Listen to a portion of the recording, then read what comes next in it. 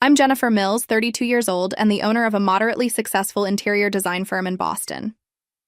When my younger sister Melissa announced her engagement last year, I was genuinely thrilled for her. We used to be inseparable growing up, sharing everything from clothes to secrets to dreams about our futures. That's why what happened at her wedding hit me so hard. I'd spent weeks agonizing over the perfect gift, the right dress, how I'd style my hair, all to show Melissa how much I supported her big day, despite the growing distance between us. When I arrived at the reception after a beautiful but oddly isolating ceremony, I scanned the elegant seating chart for my name. My stomach dropped when I finally found it. Table 19, the furthest table from the head table, positioned directly next to the swinging kitchen doors where servers would be rushing in and out all night. I stood frozen, watching as the wedding coordinator directed Melissa's college roommate and her husband to a table right near the family. The couple that Melissa had only known for 2 years were given VIP treatment, while I, her only sister, was literally seated next to the serving carts and trash collection point. Something inside me finally snapped after months of similar slights. Without making a scene or saying a word to anyone, I simply picked up my small clutch purse and walked out of the venue. I made it halfway across the parking lot when I heard angry footsteps behind me. "Jennifer, where the hell do you think you're going?" I turned to see Daniel, my sister's brand new husband, his face flushed with what looked like fury as he stormed toward me. In that moment, I had no idea that this confrontation would unravel years of deception and change my relationship with my sister forever. Growing up, Melissa and I were the kind of sisters people envied. Just 3 years apart, we shared a bedroom until I was 13, whispering secrets late into the night and plotting adventures for the next day. I was the protective older sister, stepping in when kids at school would pick on her for her slight stutter or her braces. I helped her with homework, taught her how to apply makeup, and stayed up all night helping her perfect her college application essays. Our family wasn't wealthy, but our parents worked hard to give us opportunities, though I noticed early on that Melissa often got special treatment. Mom and Dad considered her the sensitive one who needed extra attention, while I was expected to be self-sufficient and understanding. Still, our bond remained strong through high school, and I'd never felt resentment about the extra care she received. When Melissa got accepted to an exclusive university in New York with a partial scholarship, I was the one who drove her 6 hours to campus, helped decorate her dorm room, and cried the whole drive back home alone. That first year, we talked, almost daily. But gradually the calls became weekly, then monthly. When she'd come home for holidays, she seemed different, more polished, more concerned with appearances. Her new friends were all from wealthy families, and I noticed how she'd carefully curate her social media to match their lifestyle. Still, I supported her evolution, sending care packages during finals and listening supportively when she called with roommate drama. After graduation, when she landed a PR job at a prestigious firm, I drove to New York again to help her move into her first apartment. That's when she introduced me to Daniel Harrison, the son of a real estate developer and her co-worker at the firm. He seemed genuinely nice and looked at Melissa with real affection. I was happy for her, even as I noticed how she subtly shaped her stories about our childhood, emphasizing our parents' professional achievements and glossing over our middle-class upbringing. When their engagement was announced last Christmas, I immediately offered to help with wedding planning, excited to reconnect with my sister through this important life event.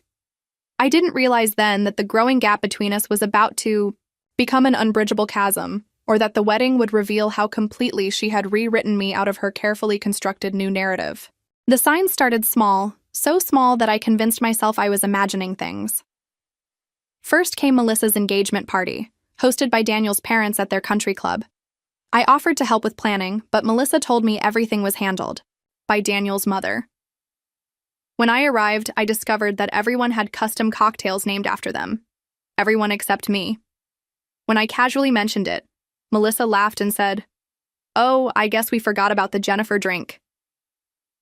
Then came the bridal shower 3 months before the wedding.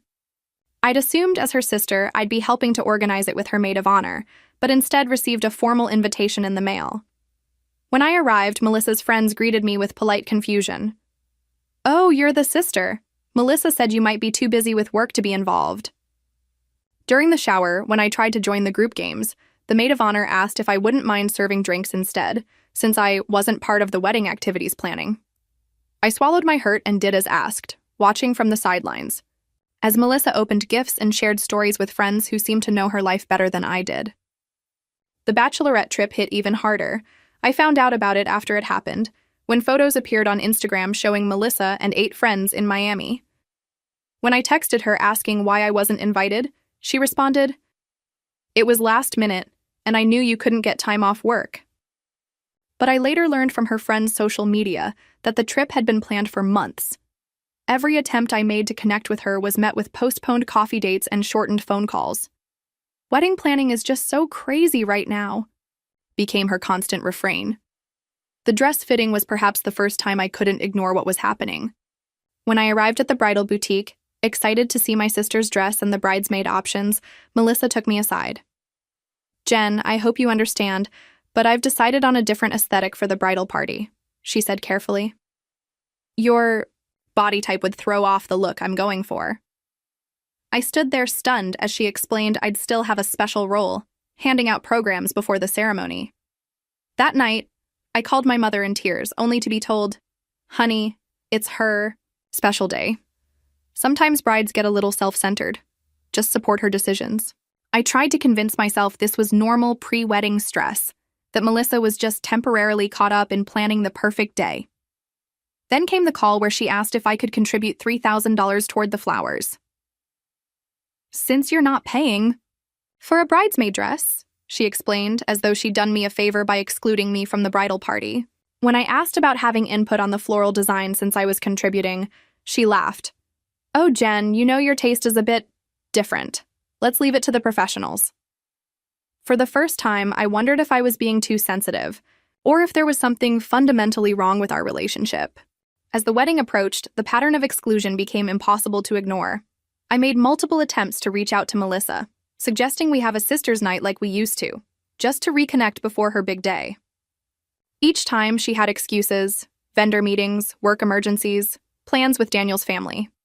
2 weeks before the wedding, at the rehearsal dinner hosted by Daniel's parents at an upscale restaurant, I arrived early to help with place cards, only to discover my name at a back table with distant cousins I barely knew, while Melissa's college roommate sat at the family table. Throughout the evening, I tried to participate in conversations, to be supportive and present, but Melissa barely acknowledged me. While getting another drink at the bar, I overheard her talking to a group of her friends. "My sister? Yeah, she's the one by the pillar. She's still single, focusing on her little design business. Not everyone can handle the corporate world," she said with a laugh that made my chest tighten. I slipped away to the bathroom, fighting tears. The following day, I stopped by my parents' house where wedding preparations were underway. Melissa was meeting with the photographer, and I overheard them discussing family photo combinations. "We'll do your parents, then you and Daniel with your parents, then with his parents," the photographer was saying. "What about photos with me?" I asked from the doorway. Melissa looked startled, then dismissive. "We need to keep formal photos streamlined for time. We can grab something casual later if there's time." Later that week came the salon incident.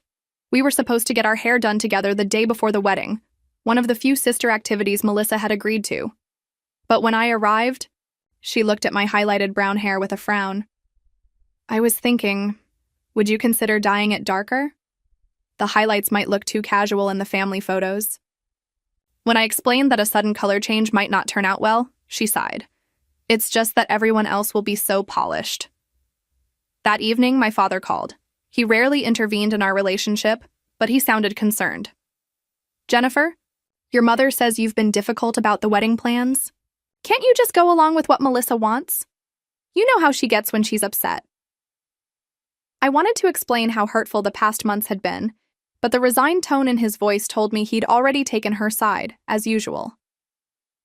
The final blow came at the welcome dinner the night before the wedding. I was introduced to Daniel's best man, who looked at me with surprise. "Oh, you're the sister. From how Melissa described you, I was expecting—" He trailed off awkwardly. "Expecting what?" I pressed. He shifted uncomfortably. "Nothing bad, just we all got the impression you were kind of the family black sheep. You know, the difficult one with the alternative lifestyle. I excused myself and found a quiet corner to call my best friend, Rachel. "Am I crazy?" I asked her, keeping my voice low. "Is it normal to be treated this way by your sister?" Rachel's long pause told me everything. "Jen," she finally said, "what Melissa's doing isn't normal, and you're not overreacting. The question is, what are you going to do about it?" The morning of Melissa's wedding dawned bright and clear. Perfect weather for the garden ceremony she had planned. Despite everything, I arrived early at my parents' house where Melissa was getting ready, carrying a tray of coffee and pastries for everyone. "I thought you might need some fuel for the day," I said, attempting a fresh start. Melissa barely looked up from her phone. "Oh, thanks. The makeup artist will be here in 20 minutes. Can you use the side entrance when they arrive? We've set up the living room for photos and don't want to get in the way of the setup."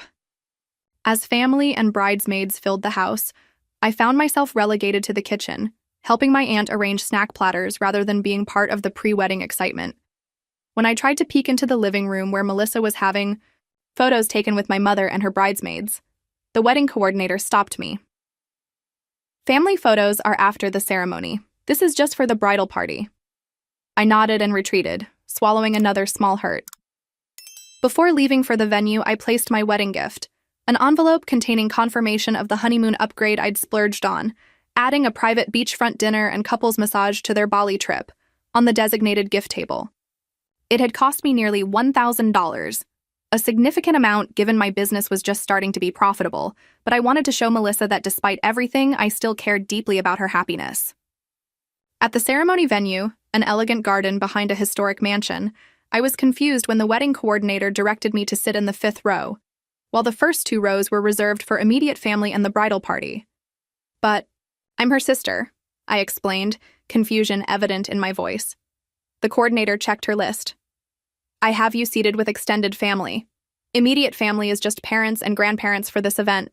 Throughout the ceremony, I fought back tears that others would mistake for sentimental emotion, rather than the profound hurt I was feeling. Melissa looked beautiful, and I tried to focus on her happiness as she and Daniel exchanged vows, rather than the ache in my chest. As guests moved to the cocktail hour in a tent adjacent to the garden, I noticed how Melissa's college friends formed a protective circle around her, efficiently blocking my attempts to approach and congratulate her. I made my way to the bar, deciding that perhaps a glass of wine would help me get through the rest of the event. While waiting for my drink, I overheard a conversation between 2 women I recognized as Melissa's co-workers. "Which sister did you say had the meltdown during planning?" one asked. The other nodded in my direction. "That one. Melissa said she's been impossible the whole time, making everything about herself. Classic middle child syndrome or something." I grabbed my wine and moved away quickly, feeling my cheeks burn with embarrassment and anger. When my parents finally approached me, it was only to ask if I would make sure my grandmother found her seat at the reception. "Melissa's a bit overwhelmed with greeting Daniel's extended family," my mother explained, though I noticed she had time to take photos with her friends. By the time guests were directed to the main reception hall, I had finished my first glass of wine.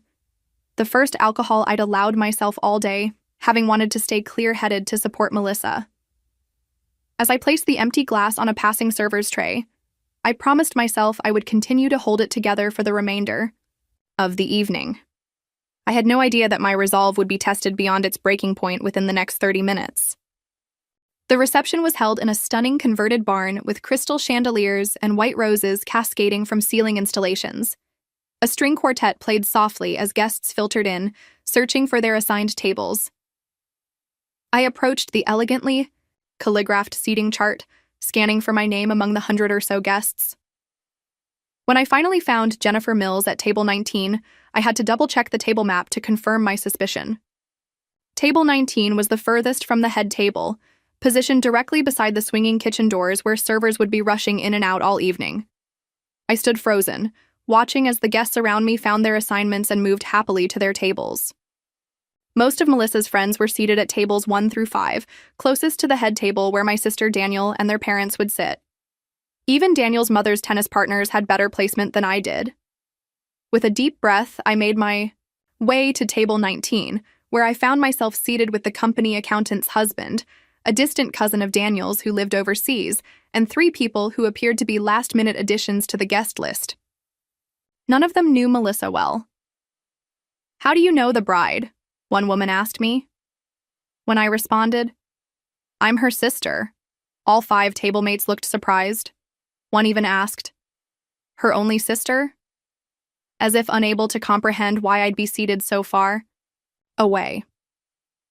Before the first course was served, I decided to speak directly with Melissa. I approached the head table during a moment when she wasn't surrounded by bridesmaids. "Melissa, I noticed I'm seated by the kitchen doors. Was that intentional?" My sister barely looked at me as she adjusted her veil. "We had to put you somewhere, Jen. The seating chart was a nightmare to figure out." Then, lowering her voice, "Why do you always have to make things about you? Can't you just be happy for me today?" I returned to table 19, stunned by her dismissal. Throughout dinner, the kitchen doors swung open repeatedly, banging my chair each time servers rushed through with trays. The noise made conversation at our table nearly impossible, and twice a server accidentally bumped into me, nearly spilling sauce on my dress. As I watched the reception unfold from my isolated position, the reality of my situation became crystal clear. This wasn't just about a bad table assignment. It was the culmination of a pattern where Melissa had systematically pushed me to the periphery of her life. The final indignity came during the champagne toast. Servers distributed flutes to each table, starting with those closest to the head table. By the time they reached table 19, they had run out of champagne. "We'll bring more shortly," a server promised, but the toasts began and ended before our table received any. As Daniel's best man finished his speech and guests clinked their glasses, I sat with an empty space in front of me, a perfect metaphor for my place in Melissa's life. In that quiet moment, as the band began to play the first dance song and guests crowded around the dance floor, a sense of clarity washed over me. I didn't deserve this treatment. No amount of family loyalty required me to sit through further humiliation. Without drawing attention to myself, I collected my small purse, slipped out through a side door, and walked across the parking lot toward my car, my heels clicking on the asphalt in rhythm with my pounding heart. The cool evening air hit my face as I walked briskly toward my car, fumbling for keys in my clutch. I wasn't crying, not yet, but I felt a dangerous pressure building behind my eyes.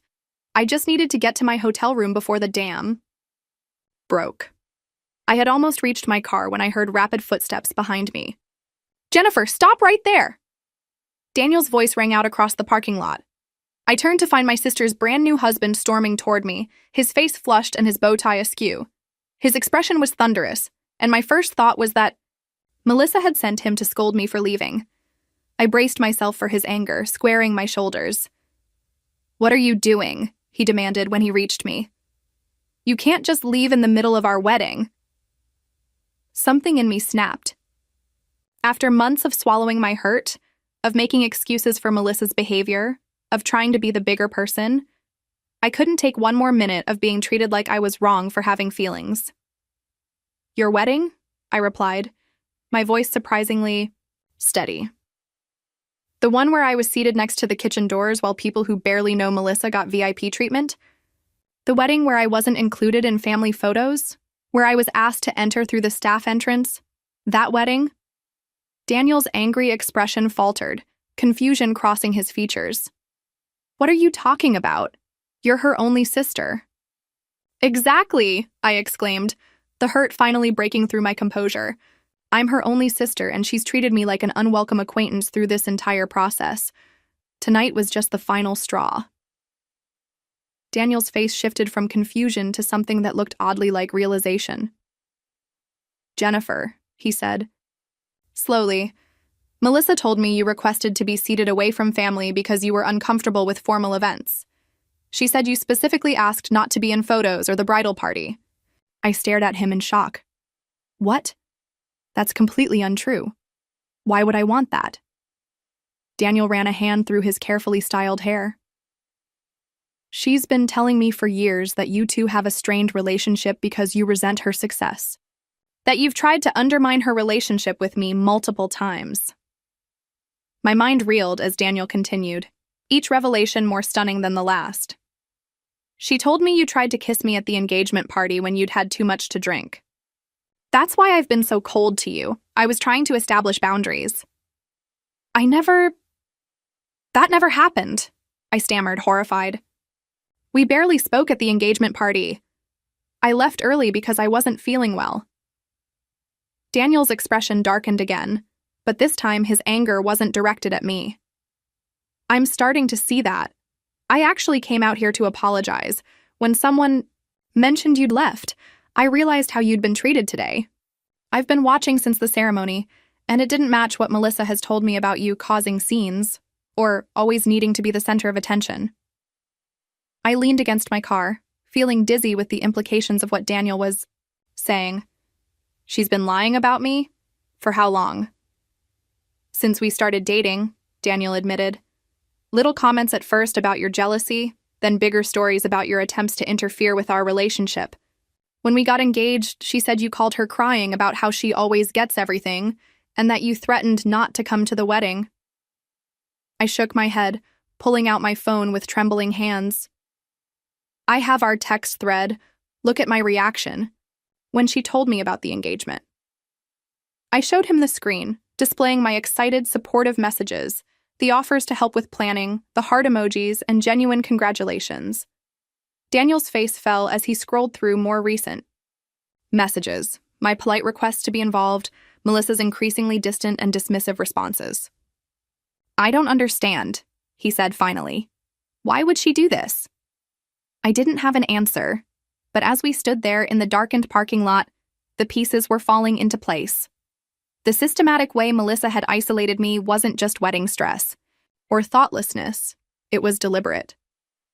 She had been constructing a narrative where I was the villain, the difficult sister, the family problem. And everyone, Daniel, my parents, her friends, had believed it. The revelation left me breathless, as if I'd been physically struck. Years of interactions suddenly took on new meaning, viewed through this distorting lens. And for the first time, I wondered if my sister, whom I'd loved and protected our whole lives, might actually hate me.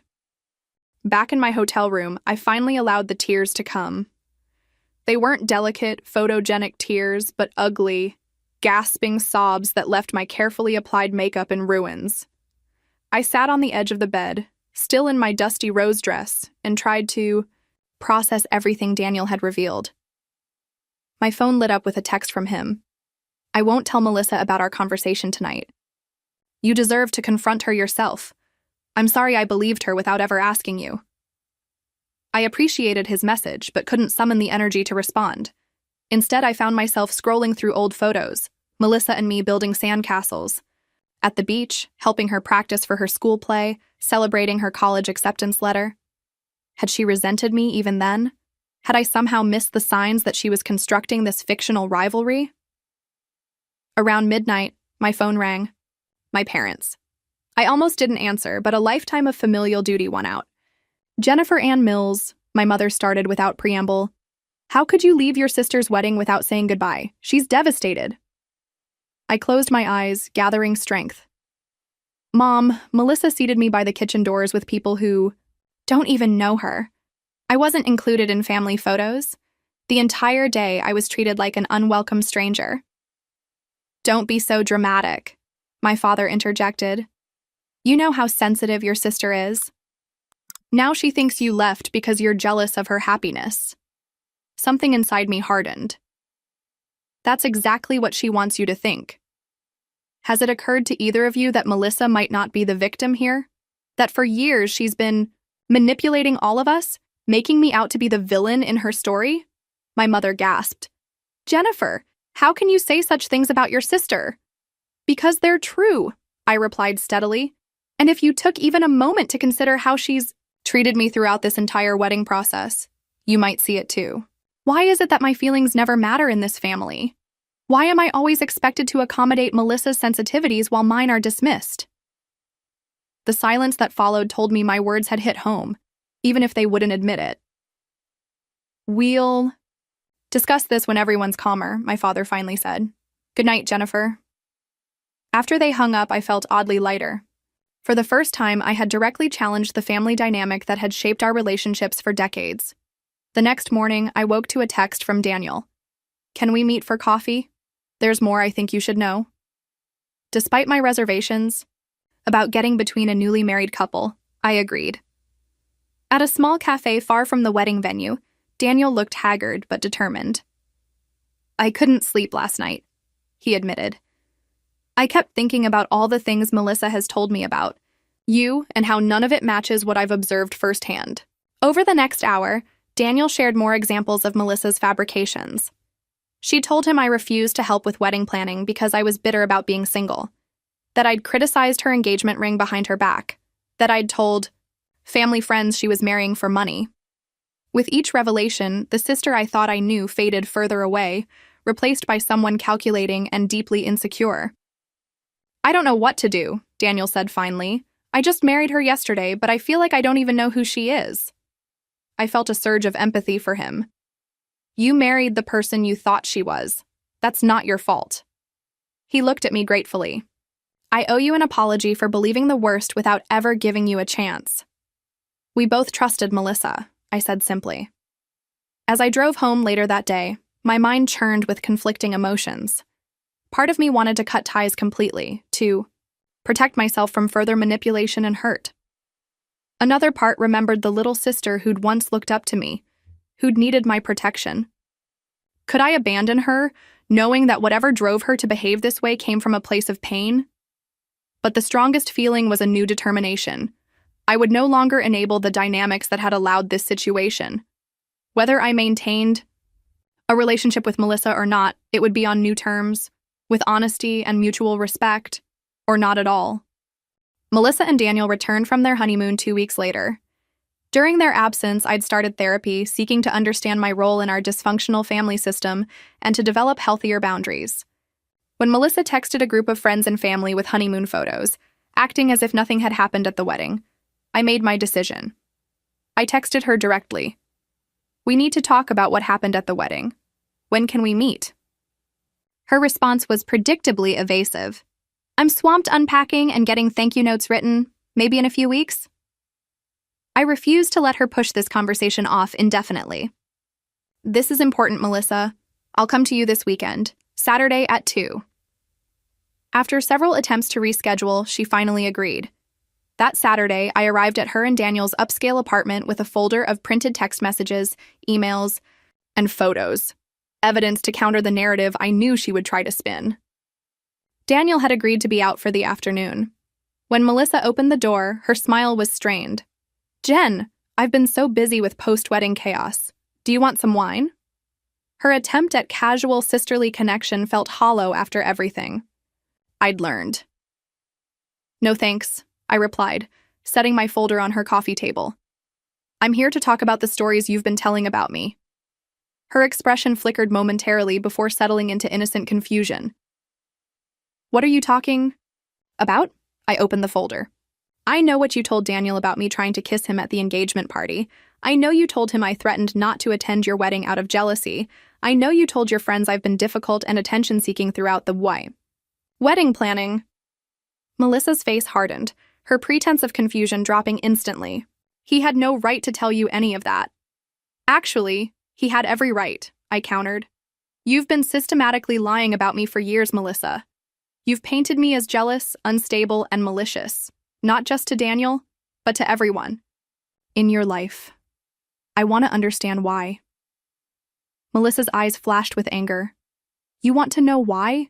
Because everything has always come so easily to you. You were the pretty one, the smart one, the confident one. Mom and Dad always bragged about your grades, your achievements. Why can't you be more like Jennifer?" was the soundtrack of my childhood. I stared at her in disbelief. "That's not how I remember it at all.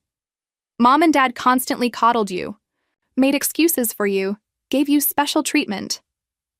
"Only because you didn't need it," she shot back. "You were so perfect on your own.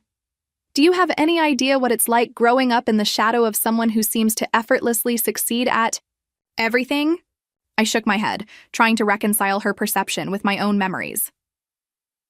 "Melissa, if that's how you felt, why didn't you ever talk to me about it? Instead, you've spent years constructing elaborate lies to damage my relationships. including with you. I didn't think you'd understand, she said, her voice smaller now. And then it just escalated. When I met Daniel and his family, I needed them to see me as someone more like you, accomplished, independent. But I needed them to see you as the mess, not me. Her admission stunned me with its calculated cruelty. So you deliberately excluded me from your wedding? Seated me by the kitchen? All to reinforce this fiction that I'm unstable and difficult? Melissa's expression shifted to defiance. You're overreacting as usual. It was just a seating arrangement. It wasn't just the seating, I said firmly. It was a pattern of deliberate exclusion and humiliation, and I won't accept it anymore.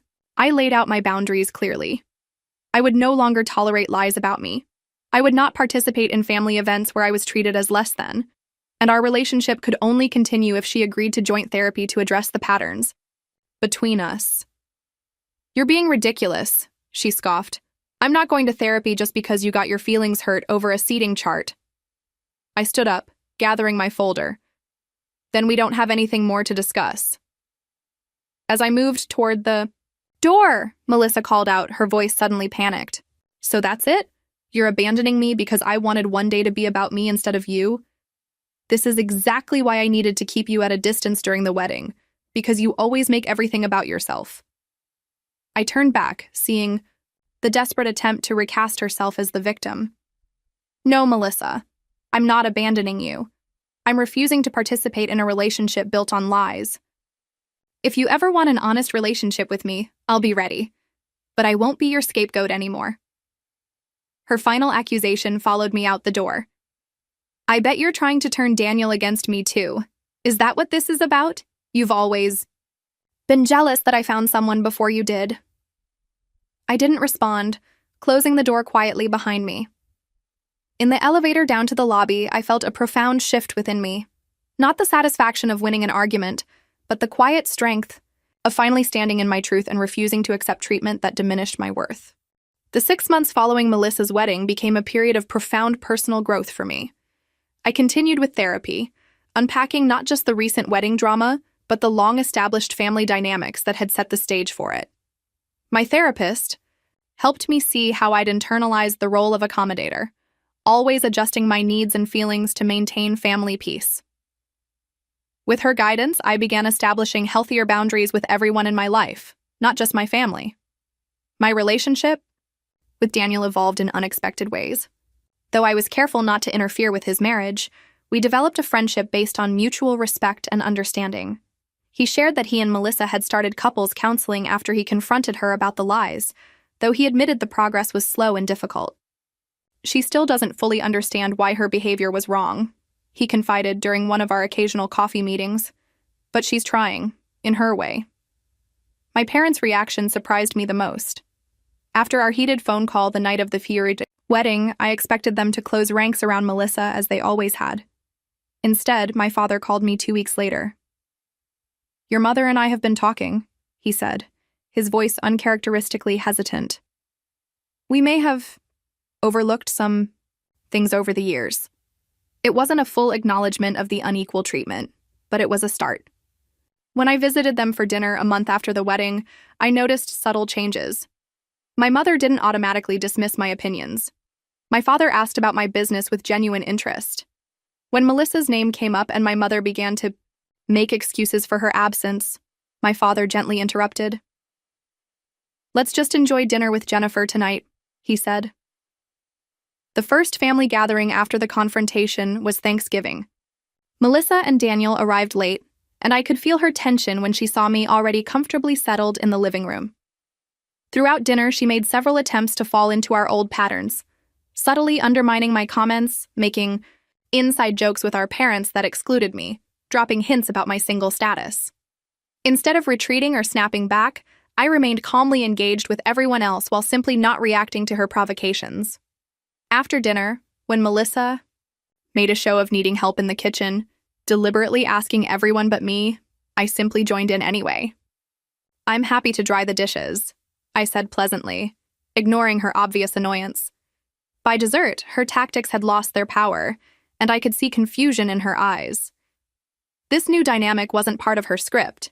The real breakthrough came 3 months after the wedding. Melissa called me directly. Not a text, not through our parents, but an actual phone call. "Can we get coffee?" she asked, her voice lacking its usual confidence. At a quiet cafe near my office, she struggled to meet my eyes.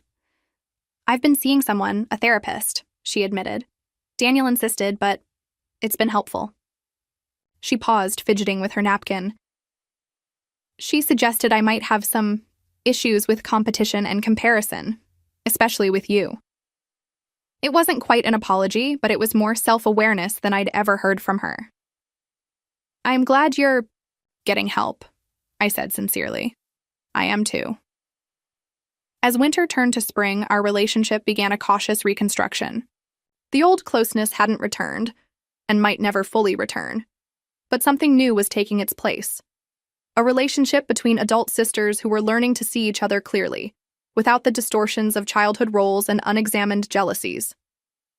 By the time Melissa and Daniel's first anniversary approached, I had built a life that no longer revolved around managing my family's perceptions. My design business was thriving. I'd developed deeper friendships with people who respected my boundaries, and I'd even started dating someone who appreciated my straightforward communication style. The Saturday before their anniversary, I hosted a dinner party in my newly renovated apartment. Around my table sat an intentionally chosen group, close friends, a few family members including my parents, Daniel, and yes, Melissa. As I looked around at the lively conversation, the genuine laughter, the easy interactions, I felt a sense of peaceful accomplishment. I had created this environment of warmth and acceptance. I had chosen where each person sat. And most importantly, I had learned that while we can't control how others treat us, we can absolutely decide what treatment we're willing to accept. When Melissa caught my eye across the table and offered a small, genuine smile, I realized the most valuable lesson of all. Sometimes the most loving thing we can do for someone is to stop protecting them from the consequences of their actions. By refusing to enable Melissa's behavior, I had actually given her the opportunity to grow. The wedding seating chart that had caused me such pain had ultimately become the catalyst for both of us to break free from destructive patterns and begin building something healthier. Not perfect, but real, and infinitely more valuable than the carefully constructed facades we'd both been hiding behind. If you've ever experienced similar family dynamics or felt like the difficult one for simply having boundaries, I hope my story resonates with you. Have you ever had to confront painful truths in your family? How did you handle it? Share your experiences in the comments below. And if this story helped you feel less alone, please like and subscribe for more stories about navigating complex family relationships. Remember, setting boundaries isn't selfish, it's necessary for healthy relationships. Thank you for listening to my journey, and I wish you courage on yours. My name is Hannah Williams, and I'm 25 years old. I stood outside the fancy restaurant in my cap and gown, diploma tucked under my arm, staring in disbelief at my Aunt Patricia. After 4 grueling years of medical school, this was supposed to be my celebration. "I'm sorry, Hannah," she said with a thin smile. "The party is just for close family right now." I looked past her shoulder at the crowded room filled with relatives, including second cousins I'd met once. Everyone was inside except me, the graduate. My heart sank as I realized what was happening. If you've ever felt invisible in your own life, stick around.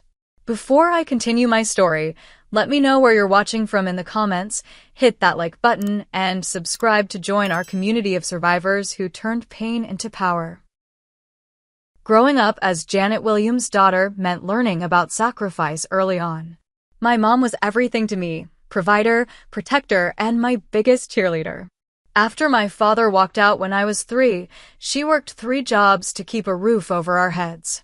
Waitressing in the morning, administrative work during the day, and night shifts at a convenience store on weekends. Despite her exhaustion, she never missed helping me with homework or attending my school events. "Education is the one thing no one can ever take from you, Hannah," she'd tell me while checking my math problems at 11 p.m., her eyes heavy with fatigue, but her smile unwavering. "Your brain is your ticket to freedom." Our modest two-bedroom apartment in a less-than-ideal neighborhood became our fortress. While other kids got new clothes and the latest toys, I treasured trips to the public library and second-hand bookstores. My mother made sure I never felt poor even when the electricity got shut off, turning it into an adventure with flashlights and shadow puppets. Extended family was a different story. My mother's sister, Aunt Patricia, married into money and never let us forget it. Their Christmas cards featured perfect family portraits in coordinating outfits taken on exotic vacations. When they hosted family gatherings in their sprawling suburban home, we were sometimes invited but always felt like outsiders.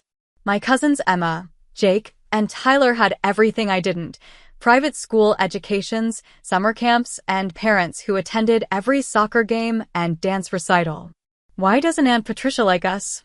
I asked my mom once, after a particularly uncomfortable Thanksgiving dinner where my aunt had commented on my thrift store dress.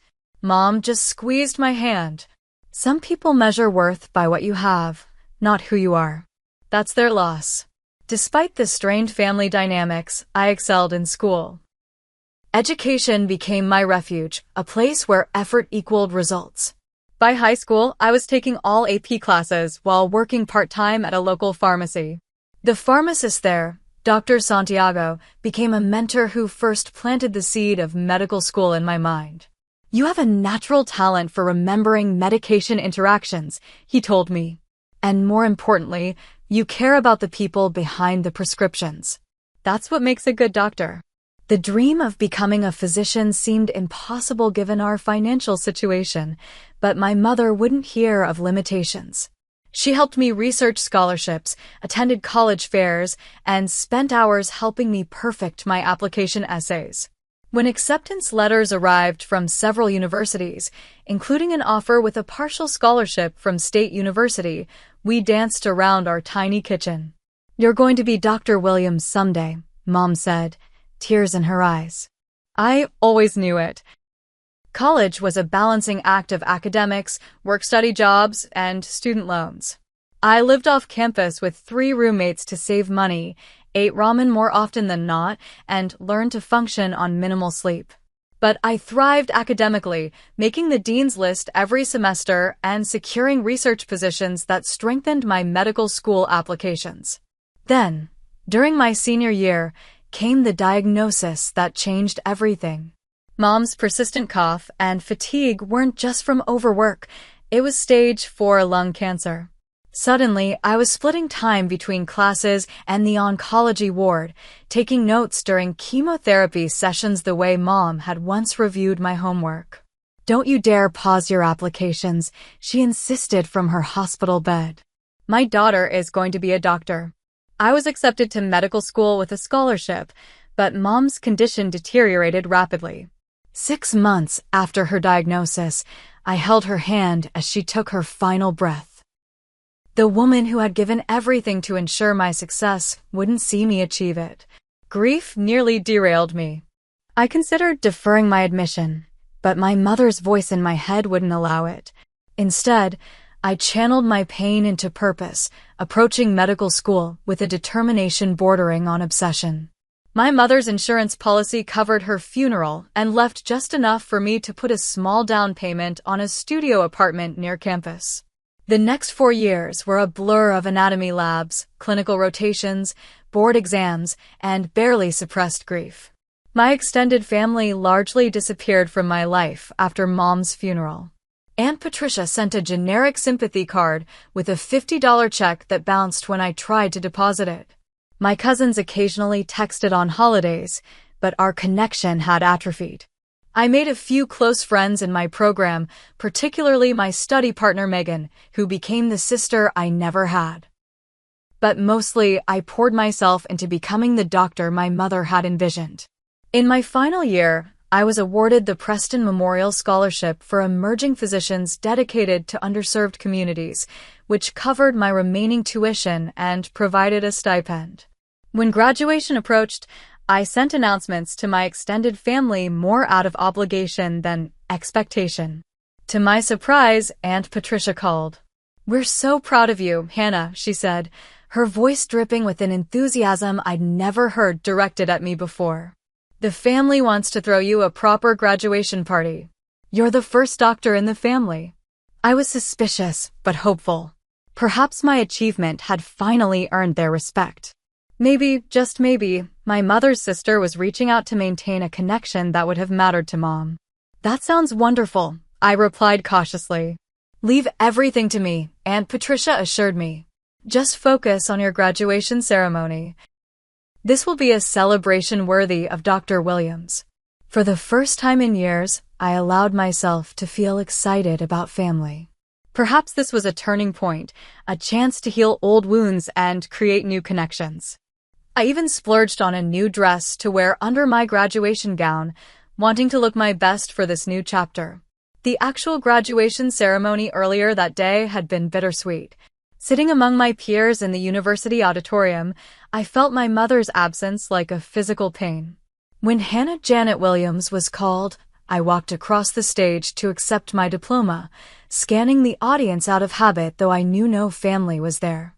Aunt Patricia had explained they would all meet me at the restaurant instead. I took selfies with friends after the ceremony, trying to capture the moment for myself. "Your mom would be so proud," my advisor said, hugging me tightly. "I know," I replied, believing it with all my heart. "She's the reason I'm here." Little did I know then that the true test of my strength wouldn't be making it through medical school without my mother, but facing my family's continued rejection on what should have been one of the happiest days of my life. The day of graduation arrived with perfect early summer weather, sunshine streaming through my apartment windows as I prepared for the ceremony. After 4 years of grueling studies, sleepless nights, and moments of doubt when I'd wondered if I could really do this without my mom, I had made it. Dr. Hannah Williams. The thought still felt surreal.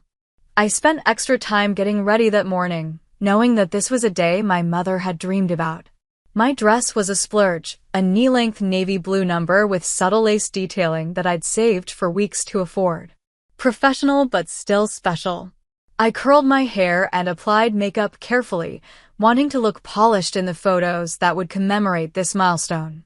"Mom would love this," I whispered to my reflection, touching the small pendant containing a tiny photo of her that I wore around my neck. It was my way of keeping her close during the ceremony. Throughout the graduation proceedings, I kept thinking about the party afterward. Aunt Patricia had texted me specific details the night before. "Reservations at the Garland at 7 p.m. We have the private room in the back. Everyone's so excited to celebrate you." The Garland was one of the most upscale restaurants in town, a place I'd never been able to afford on a student budget. The fact that my aunt had chosen such a venue seemed like a genuine effort to make this special. Despite our history, I felt a glimmer of hope that perhaps my achievement had finally bridged the gap between us. After the ceremony, I received congratulatory texts from several cousins. "Can't wait to see you tonight." From Jake. "So proud of you, cuz." "See you at the Garland." From Emma. "Doctor in the family." "Save me some cake." From Tyler. Each message fed my growing optimism. Maybe things really would be different now. I stopped at home briefly to freshen up, keeping my graduation gown and cap for the party since several relatives had mentioned wanting photos. The drive to the Garland took 15 minutes, and I rehearsed gracious responses to congratulations in my head. The restaurant was even more impressive than I'd imagined, a converted historic mansion with a grand entrance, valet parking, and elegant landscaping. I spotted several family members' cars in the parking lot and felt a flutter of excitement. As I approached the entrance in my cap and gown, diploma case tucked under my arm, I could hear music and laughter from inside. The hostess smiled at me. "Welcome to the Garland. Do you have a reservation?" "I'm here for the Williams party," I explained. "I believe they have the private room." Her expression brightened with recognition. "Oh yes, they're all set up in the back. It looks wonderful. Let me get someone to show you." "Hannah, there you are." I turned to see Aunt Patricia approaching from the direction of the private room. She was impeccably dressed as always in an expensive-looking silk pantsuit, her salon-perfect hair not moving an inch as she walked. Something about her expression made my stomach tighten instinctively. "I'll take it from here," she told the hostess before turning to me with a smile that didn't reach her eyes. "Hannah, dear, you look nice." The slight pause before nice wasn't lost on me, but I pushed aside the familiar feeling of being judged. "Thank you for organizing this, Aunt Patricia. The restaurant is beautiful." She glanced around as though making sure no one could overhear us. "About that, we're just getting everything situated inside. Would you mind waiting out here for a few minutes?" "Just until we're ready." I blinked in confusion. "Ready?" But I thought, "It's just for close family right now," she said firmly, smoothing an invisible wrinkle from her sleeve. "We have some things to discuss before the actual celebration." "Close family," I repeated, the words not making sense. "But I am family. And isn't this party supposed to be for me?" Aunt Patricia's expression tightened. "Of course it is, Hannah. Don't be dramatic. We just need a few minutes to finalize some things. You understand." As we stood in the entryway, I could see past her into the private room. Through the partially open door, I glimpsed tables beautifully decorated with flowers and balloons. A banner reading, "Congratulations, Dr. Williams," hung on the far wall. And the room was full of people, not just immediate family, but distant relatives I barely recognized and family friends I hadn't seen in years. Everyone was inside except me. A couple entered the restaurant behind me, glancing curiously at my cap and gown as they passed. The woman smiled. "Congratulations on your graduation." "Thank you," I managed, my voice sounding far away even to my own ears. Aunt Patricia looked annoyed by the interruption. "Just wait here. Someone will come get you when we're ready." She turned and walked back toward the private room without waiting for my response. Through the door, I caught a glimpse of my cousins, uncle, and at least 20 other people, all chatting and holding champagne flutes. No one appeared to be getting things ready. They were already in full celebration mode. I stood frozen in the entryway, clutching my diploma case so tightly my knuckles turned white. The reality of the situation slowly sank in. This was allegedly my graduation party, yet I was the only one not allowed inside. The hostess gave me a sympathetic look before busying herself with menus, clearly uncomfortable with the situation. My chest tightened as embarrassment washed over me. Memories from childhood flooded back, being seated at the kids' table long after my cousins had graduated to eating with the adults, receiving obviously regifted presents at Christmas, while my cousins unwrapped the latest gaming systems, being introduced as Janet's daughter rather than by my name. I had thought earning my medical degree would finally make me worthy in their eyes. Standing in my cap and gown, diploma in hand, I realized nothing had changed. I was still the outsider, still not quite good enough to be part of the close family. The same feeling of inadequacy that had haunted me throughout childhood crept up my spine. Was there something fundamentally unlovable about me? Something that made me less deserving of inclusion than my cousins? Logically, I knew this was their issue, not mine. But logic does little to soothe the pain of rejection, especially from people who are supposed to love you unconditionally. I found myself backing toward the door, nearly bumping into another arriving guest. My hands trembled and my face burned with humiliation. Part of me wanted to push past Aunt Patricia, march into that room, and demand the recognition I'd earned. But another part, the little girl who had learned early to expect disappointment from everyone except her mother, just wanted to disappear. "Is everything okay, miss?" the hostess asked, concern evident in her voice. I couldn't answer. My throat had closed up, and I felt dangerously close to tears. The celebration sounds from the private room seemed to grow louder, mocking me. Someone inside laughed, a carefree sound that pierced me like a physical pain. For a moment, I stood suspended between fight and flight, uncertain which instinct would win. Then my phone buzzed in my pocket, a text from Megan. "How's the family party going? Sending you strength." Megan, who had seen me through panic attacks before exams and who had held me when I cried on the anniversaries of my mother's death. Megan, who was more family to me than anyone in that private room. That text was the lifeline I needed to pull myself back from the edge of public breakdown. I took a deep breath, straightened my shoulders, and made a decision. I would not beg for a place at my own celebration.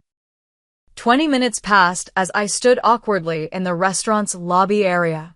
Each minute stretched painfully, marked by curious glances from arriving diners and the increasingly sympathetic looks from the hostess, who had offered me water twice. I kept checking my phone, half hoping for a text saying I could come in, half considering calling an Uber to escape this humiliation. "Are you waiting for your party, honey?" An elderly woman asked as she and her husband were leaving. "Do you need help finding them?" I forced a smile. "No, thank you. They know I'm here." That was the worst part. They knew exactly where I was. Just outside the door, excluded from my own graduation celebration. I texted Megan, "You won't believe this." Standing outside my own party. Aunt Patricia said it's just for close family right now. Her response was immediate. "WTF? That's your party. Want me to come down there?" "Not yet. Just needed to vent." I scrolled through old photos on my phone to distract myself, landing on one from my 12th birthday. Mom had saved for months to throw me a small party at the local skating rink. She had invited my entire class plus extended family. Only 2 classmates showed up. No family came at all. Later, we learned Aunt Patricia had hosted a pool party for Emma that same day, despite Mom specifically mentioning my birthday when the summer plans were being discussed at a family dinner. When confronted, Aunt Patricia had simply said, "Well, Emma's friends were already counting on this date." I'm sure Hannah understands. I hadn't understood. Not really. Mom had tried to make it special anyway, skating with me and my 2 friends, buying an ice cream cake and taking silly photo booth pictures that I still treasured. But I remembered crying that night, asking Mom what was wrong with me that made my own family not want to celebrate me. Another memory surfaced, my high school graduation. Mom had been so proud, cheering loudly when my name was called as I graduated second in my class. We had planned a small celebration dinner afterward, inviting Aunt Patricia's family and a few other relatives. Only Uncle Robert had shown up, bringing a card signed by everyone else claiming various last-minute conflicts. Later that week, social media revealed the truth. They had all attended a baseball game together instead. My thoughts were interrupted by the restaurant door opening. My cousin Jake stepped out, looking uncomfortable. "Hey," he said, not quite meeting my eyes. "Sorry about the wait." I crossed my arms. "What's going on, Jake? Why am I standing out here while everyone else is inside?" He shifted his weight, looking exactly like he had when we were kids, and he was lying about who broke Grandma's vase. "Aunt Patricia is just organizing a surprise. You know how she is about having everything perfect." "A surprise? At my graduation party that I'm not allowed to attend?" Jake winced. "It's not like that. She just wants to make an announcement before you come in. It'll just be a few more minutes." Through the door behind him, I could see people eating appetizers and drinking champagne. Someone was taking group photos. This didn't look like preparation for a surprise. It looked like a party in full swing. "Jake, be honest with me. What's really happening?" He finally looked at me, guilt written across his features. "Look, I don't agree with it, okay? I told Mom this was messed up, but you know how she gets." "How she gets about what?" He lowered his voice. "She's making this big speech about how proud the family is to have a doctor now and how we've all supported you through medical school. Some people from Dad's firm are here, important clients. She's kind of making it seem like they paid for your education." The audacity was breathtaking. "They didn't give me a dime, Jake. Your mom sent me a sympathy card when my mother died with a check that bounced. None of you even came to my white coat ceremony." Jake had the decency to look ashamed. "I know. I should have been there. It's just, you know how it is." I didn't know. I had always been the family obligation, not a true member of their circle. The poor relation they occasionally remembered out of duty, not love. "I'm sorry, Hannah. I really am proud of you, Jake said, sounding sincere for the first time. I should get back inside before Mom notices I'm gone. As he retreated, I felt the hurt transform into something hotter and sharper, anger. How dare they use my accomplishment as social currency while excluding me from the celebration?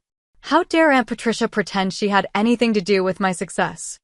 I thought about my mother, who had worked herself to exhaustion to give me opportunities, who had helped me study for the MCET while undergoing chemotherapy, who had made me promise on her deathbed to finish what we started. Don't let anything stop you, she had whispered, her hand frail in mine. And don't let anyone make you feel small.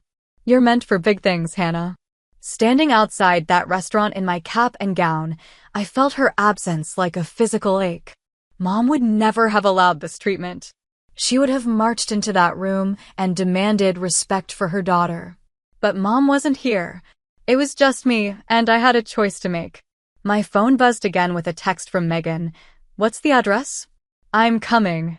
In that moment, I realized something important. Family wasn't defined by blood. It was defined by who showed up for you, who celebrated your victories and helped you through defeats. By that definition, Aunt Patricia and most of the people in that room weren't my family at all. I looked through the glass door at the celebration happening without me. Through the window, I could see Aunt Patricia at the center of attention, gesturing dramatically as she spoke to a group of well-dressed strangers. This wasn't about me. It had never been about me. It was about Aunt Patricia's desire to associate herself with my achievement without having to acknowledge her failure to support me when it actually mattered. It was about appearance, not reality. About the story she wanted to tell, not the truth of what had happened. The realization didn't lessen the hurt, but it clarified something for me. I was done waiting for approval from people who had no intention of ever truly giving it.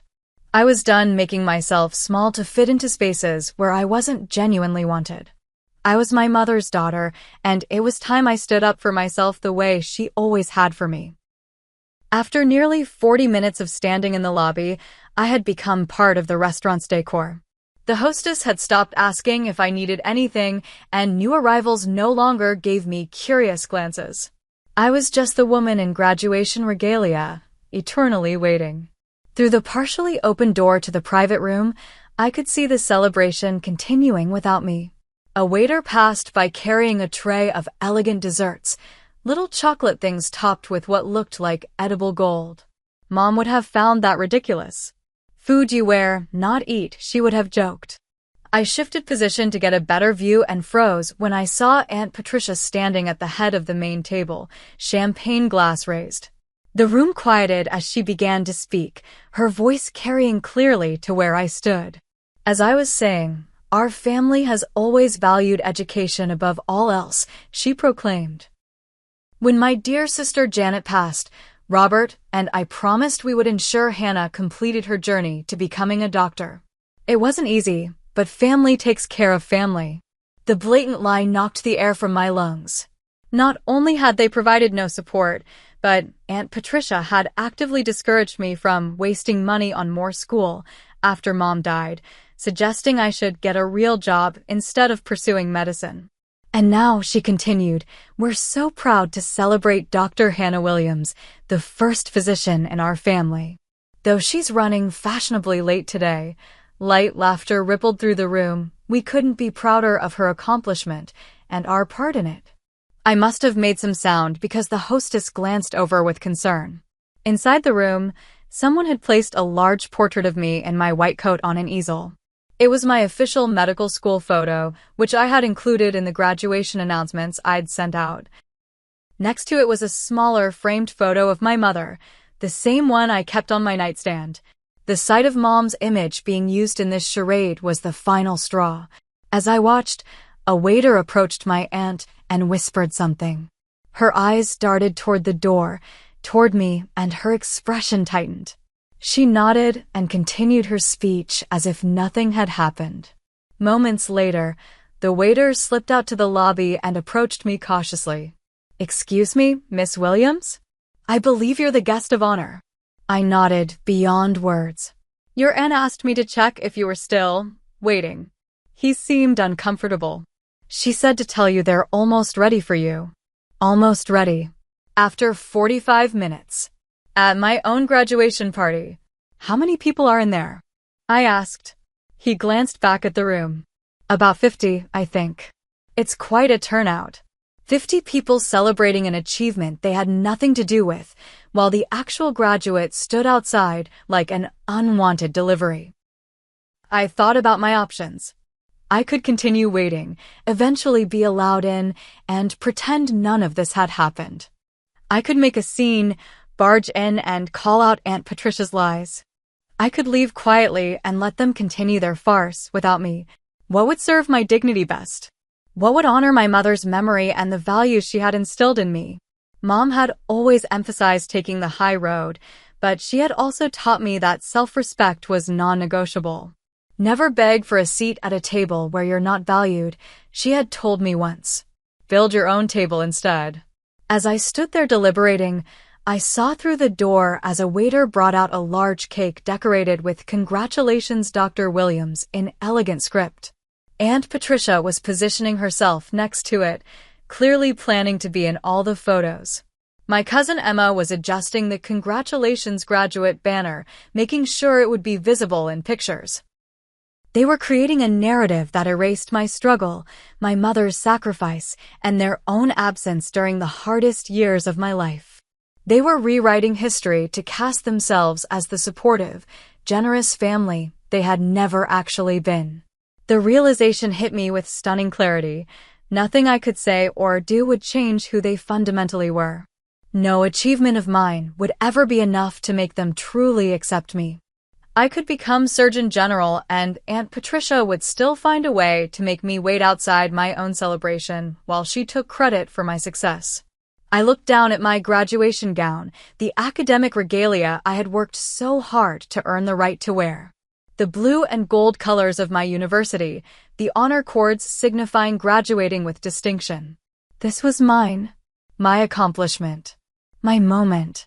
And I refused to let it be hijacked by people who didn't deserve to share in it. With sudden resolve, I began unfastening the gown. I slipped it off, followed by the cap, and carefully folded them over my arm along with my diploma case. The hostess watched curiously as I squared my shoulders and took a deep breath. I walked to the door of the private room and pushed it open just enough to catch Aunt Patricia's eye. The conversation nearest the door faltered as people noticed me standing there. My aunt's smile flickered for just a moment before she recovered.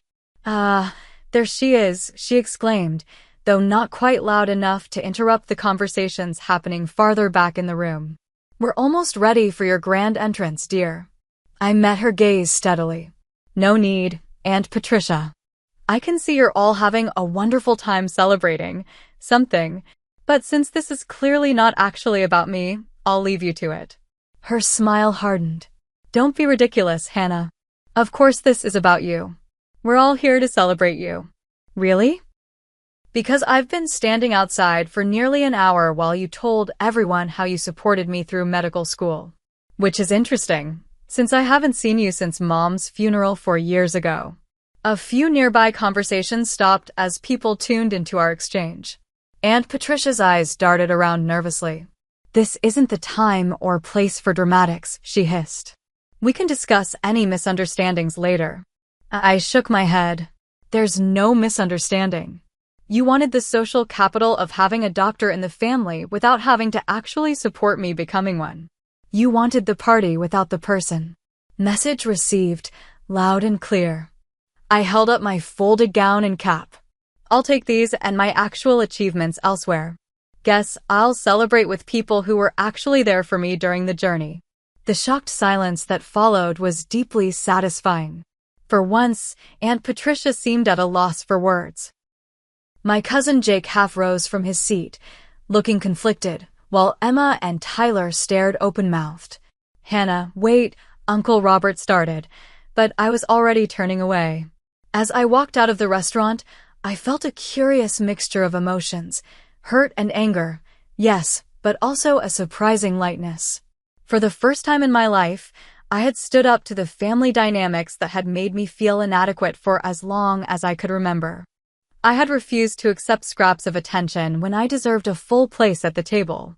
Outside in the warm evening air, I took a deep breath and texted Megan, "I'm leaving. Can I come over?" Her response was immediate, "Already setting up. Bring ice." I smiled through the tears that had finally escaped. My chosen family might be smaller, but it was real, and that was worth celebrating. I made it exactly 3 blocks from the Garland before pulling into a gas station parking lot, unable to see through my tears. The full weight of what had just happened crashed over me like a wave.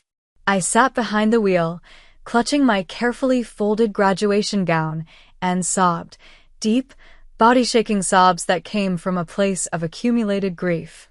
I cried for my mother who should have been there, for the family support I had never received, and for the little girl inside me who still craved validation from people who would never give it. When the initial storm passed, I called Megan, my voice still thick with emotion. "They're throwing a party for me that I'm not allowed to attend," I explained, the absurdity of it hitting me anew. "Aunt Patricia is literally taking credit for putting me through medical school." "Those absolute trash humans," Megan fumed. "I knew your aunt was bad, but this is another level." I wiped my eyes, smudging my carefully applied makeup. "I don't know why I'm even surprised. This is just more of the same, isn't it? They've always treated me like this. Which is why you're better off without them. Come over now." I've already texted the group. "What group?" "The Real Celebration Committee," she said with determination in her voice. "Just get ice and your butt over here." By the time I arrived at Megan's apartment 20 minutes later, my phone was buzzing constantly with notifications. Multiple text messages from Jake. "That was messed up. I'm sorry. Mom is trying to spin it like you had a meltdown. Are you okay? Where are you?" And surprisingly, one from Uncle Robert. "Your mother would be ashamed of how you were treated today. I should have spoken up sooner. This isn't right." I silenced my phone and focused on climbing the stairs to Megan's third-floor apartment, ice bag in one hand, graduation regalia and diploma in the other. When she opened the door, I was greeted by the sound of celebratory music and the sight of hastily hung decorations, a handwritten "Congrats, Dr. Hannah" banner stretched across her living room, and blue and gold balloons taped to the walls. But more surprising were the people gathered there. Dr. Santiago from the pharmacy where I had worked in high school, my study group from medical school, 2 favorite professors, and several friends from my clinical rotations. At least 15 people, all smiling and cheering as I entered. "Surprise," Megan said, hugging me tightly. "The real celebration. With people who actually give a damn about you." I stood frozen in the doorway, overwhelmed by this spontaneous outpouring of support. "How did you?" Group text. Everyone dropped what they were doing. That's what real family does. Dr. Santiago approached, gray hair now where there had once been black, but his kind eyes unchanged. "I wouldn't have missed celebrating this milestone with you, Hannah." I still remember the teenager who asked me 1,000 questions about drug interactions. "I knew then you'd make an exceptional doctor." My anatomy professor, Dr. Chin, raised a glass. To Dr. Williams, one of the most dedicated students I've had the pleasure of teaching. Your mother would be bursting with pride. The genuine warmth in that room was like stepping into sunshine after years in shadow. These people had actually been part of my journey, had witnessed my struggles and successes, had offered help when I needed it, had celebrated my incremental victories along the way. As we crowded into Megan's small apartment, sharing impromptu toasts and stories, my phone continued to buzz. I finally checked it to find social media notifications. My cousins and other family members had begun posting congratulatory messages publicly. "So proud of my brilliant cousin Dr. Hannah Williams." #family pride, #doctor in the family. From Emma, who had barely spoken 10 words to me in the past for years. Major respect for my cousin completing medical school despite incredible challenges. #inspiration. from Tyler, who had never once checked on me after Mom died. The duplicity was staggering. They were crafting a public narrative of family support while the reality couldn't have been more different. I showed Megan, who rolled her eyes dramatically. Classic. They're damage controlling. Bet Aunt Patricia is making them post that stuff. Before I could respond, my phone rang with an unknown number.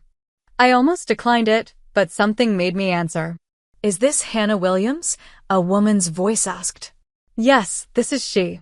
This is Marjorie, the events manager at the Garland.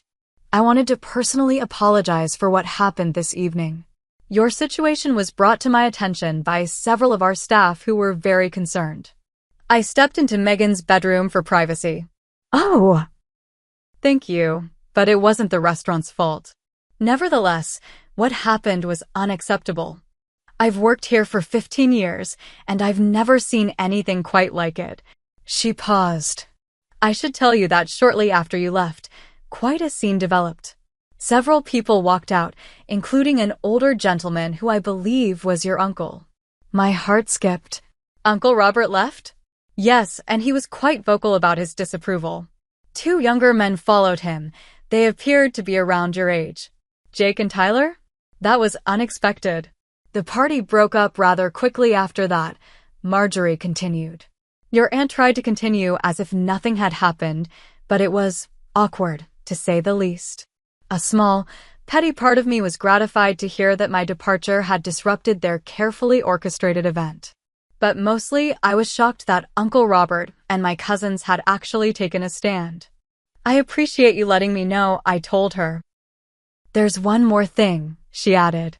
"The gentleman, your uncle, settled the bill in full but left instructions that the cake was to be delivered to you. He left your address with us. Would tomorrow morning be acceptable?" I gave her Megan's address instead, thanked her, and returned to the celebration in the living room with a strange feeling of vindication. At least some of my family had recognized the injustice of the situation. As the evening progressed, I received 3 more calls from Uncle Robert, which I let go to voicemail, not ready to talk. But I did listen to his messages. "Hannah, it's Uncle Robert. What happened tonight was inexcusable. Patricia had no right to treat you that way, especially not on your graduation day.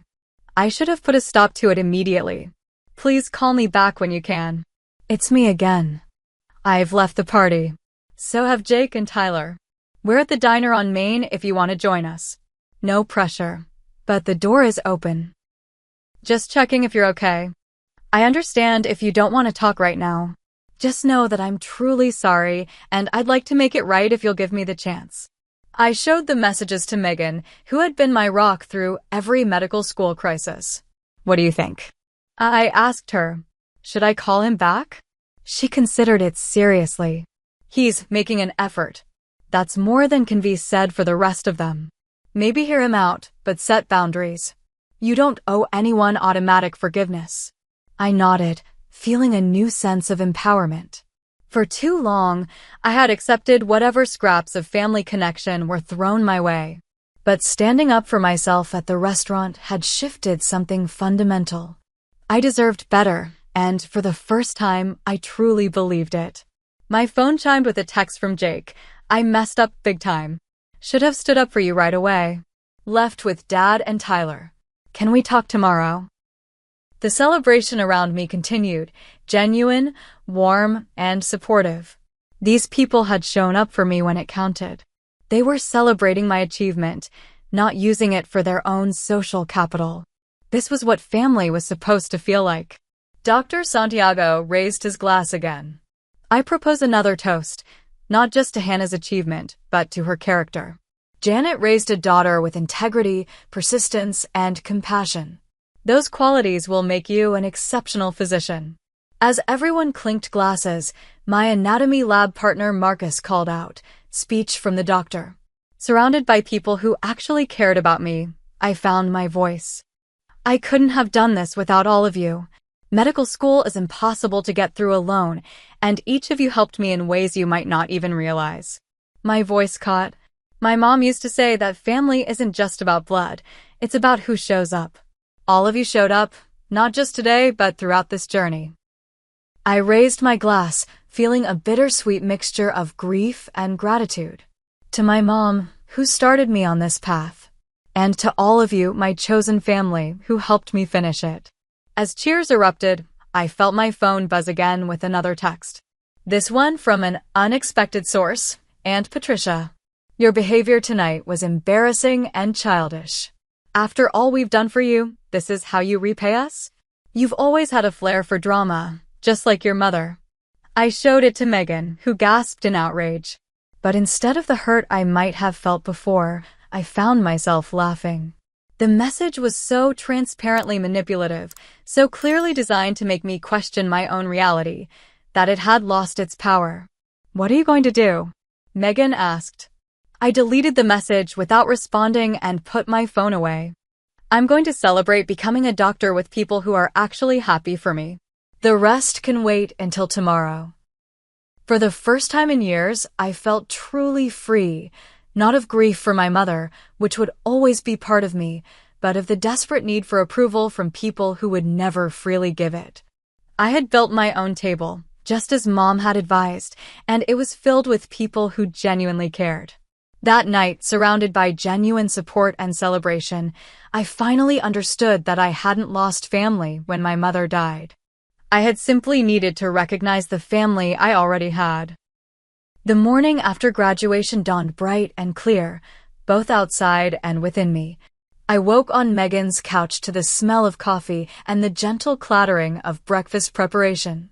My head ached slightly from the champagne we'd consumed during our impromptu celebration, but the emotional hangover I'd expected was surprisingly absent. In its place was a sense of clarity I hadn't experienced in years. Morning, Dr. Williams, Megan said, handing me a steaming mug. How's it feel to be both a doctor and an official family rebel? I laughed, sitting up and gratefully accepting the coffee. Surprisingly good. Though I have about 20 missed calls to deal with. My phone had indeed been lighting up since dawn. Messages from Uncle Robert, Jake, Tyler, and even Emma.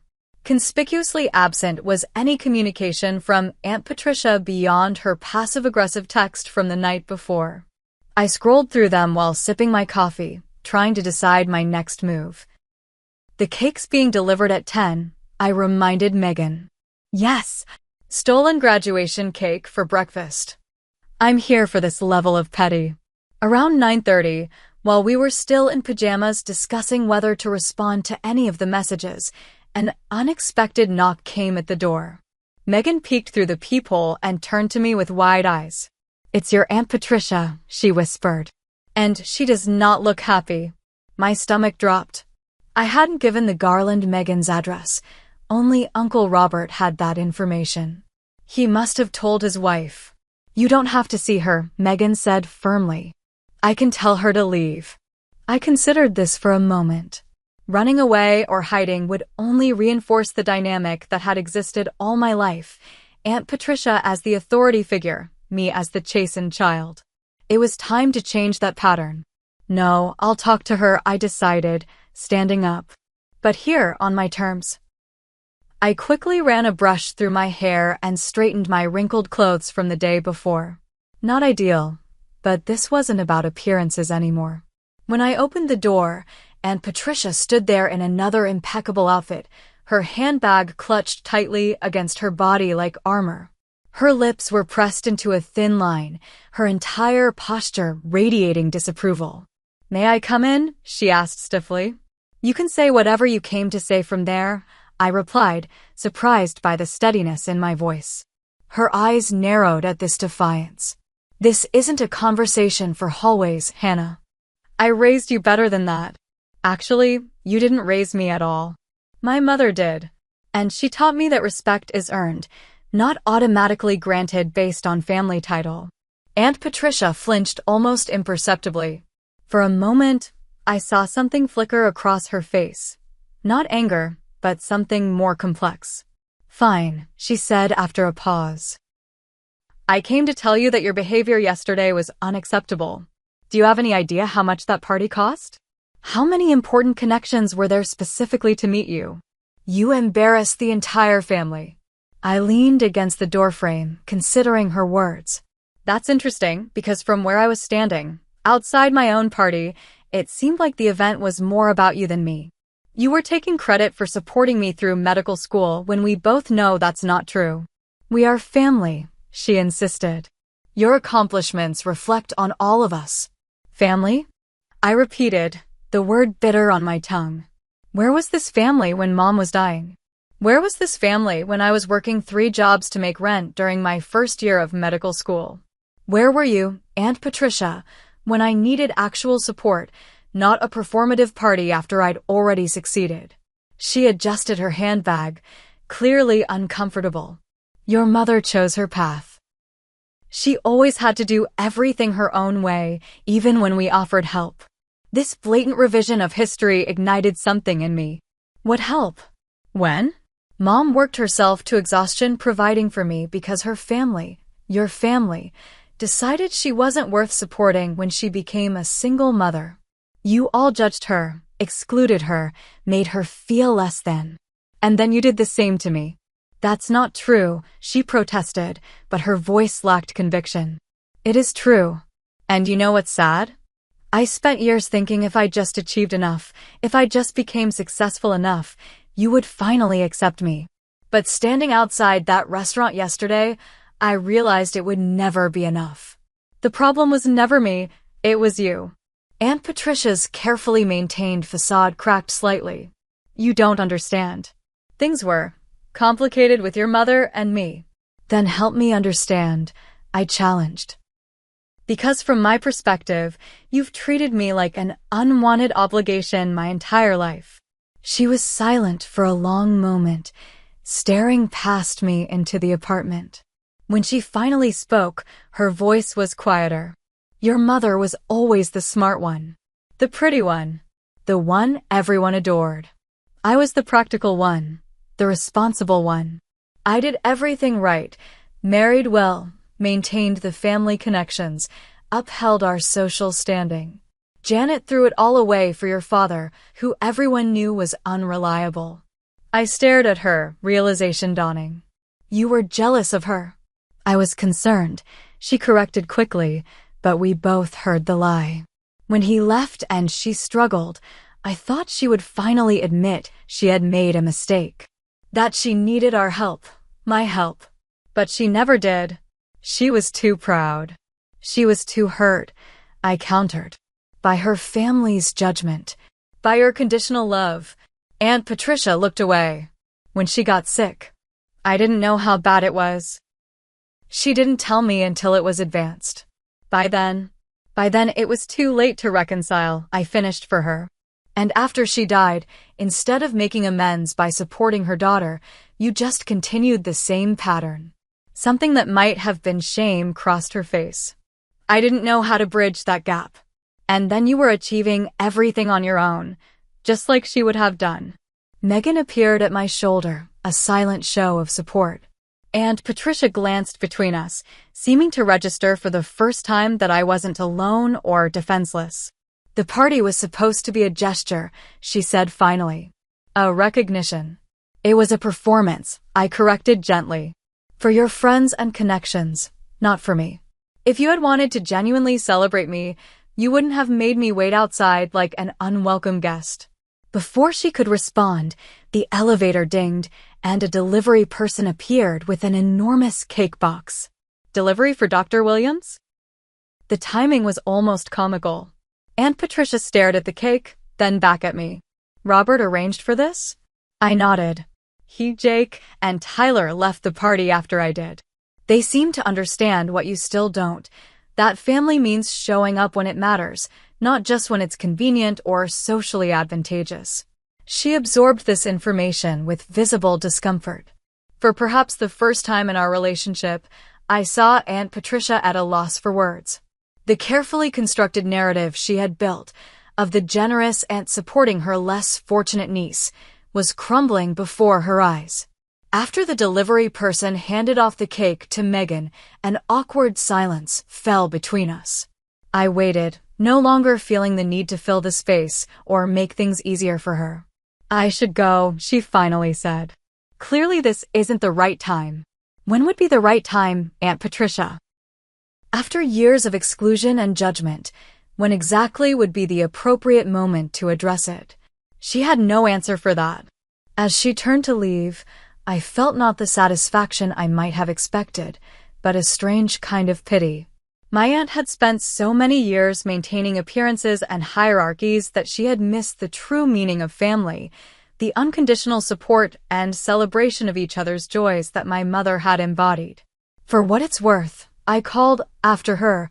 I would have welcomed genuine relationship with you and the family. Not because of what you could give me materially, but because you were my mother's sister. That meant something to me. She paused but didn't turn around. After a moment, she continued toward the elevator, her shoulders rigid with pride or regret, perhaps both. Later that day, I finally returned Uncle Robert's calls. Our conversation was tentative at first, years of distance creating an awkwardness neither of us quite knew how to navigate. I failed you and your mother, he said bluntly after preliminary pleasantries. I let Patricia dictate our family relationships because it was easier than standing up to her.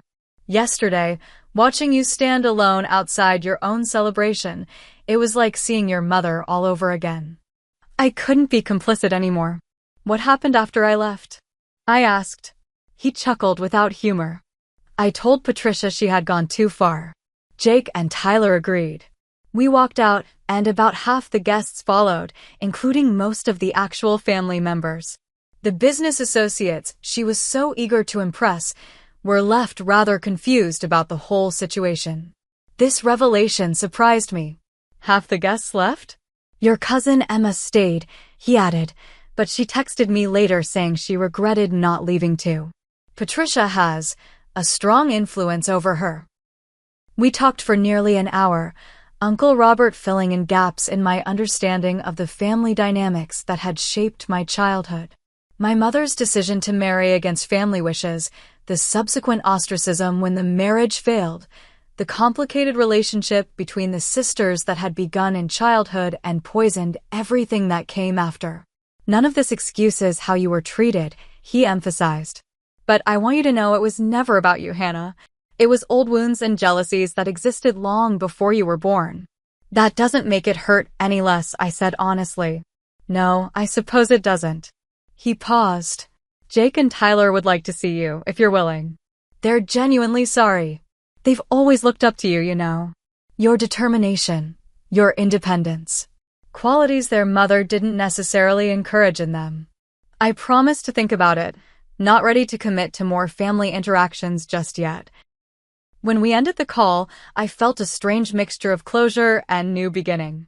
The conversation hadn't erased the hurt of years of exclusion, but it had provided context I had never had before. Over the next few weeks, as I prepared for the start of my residency, I received tentative outreach from various family members.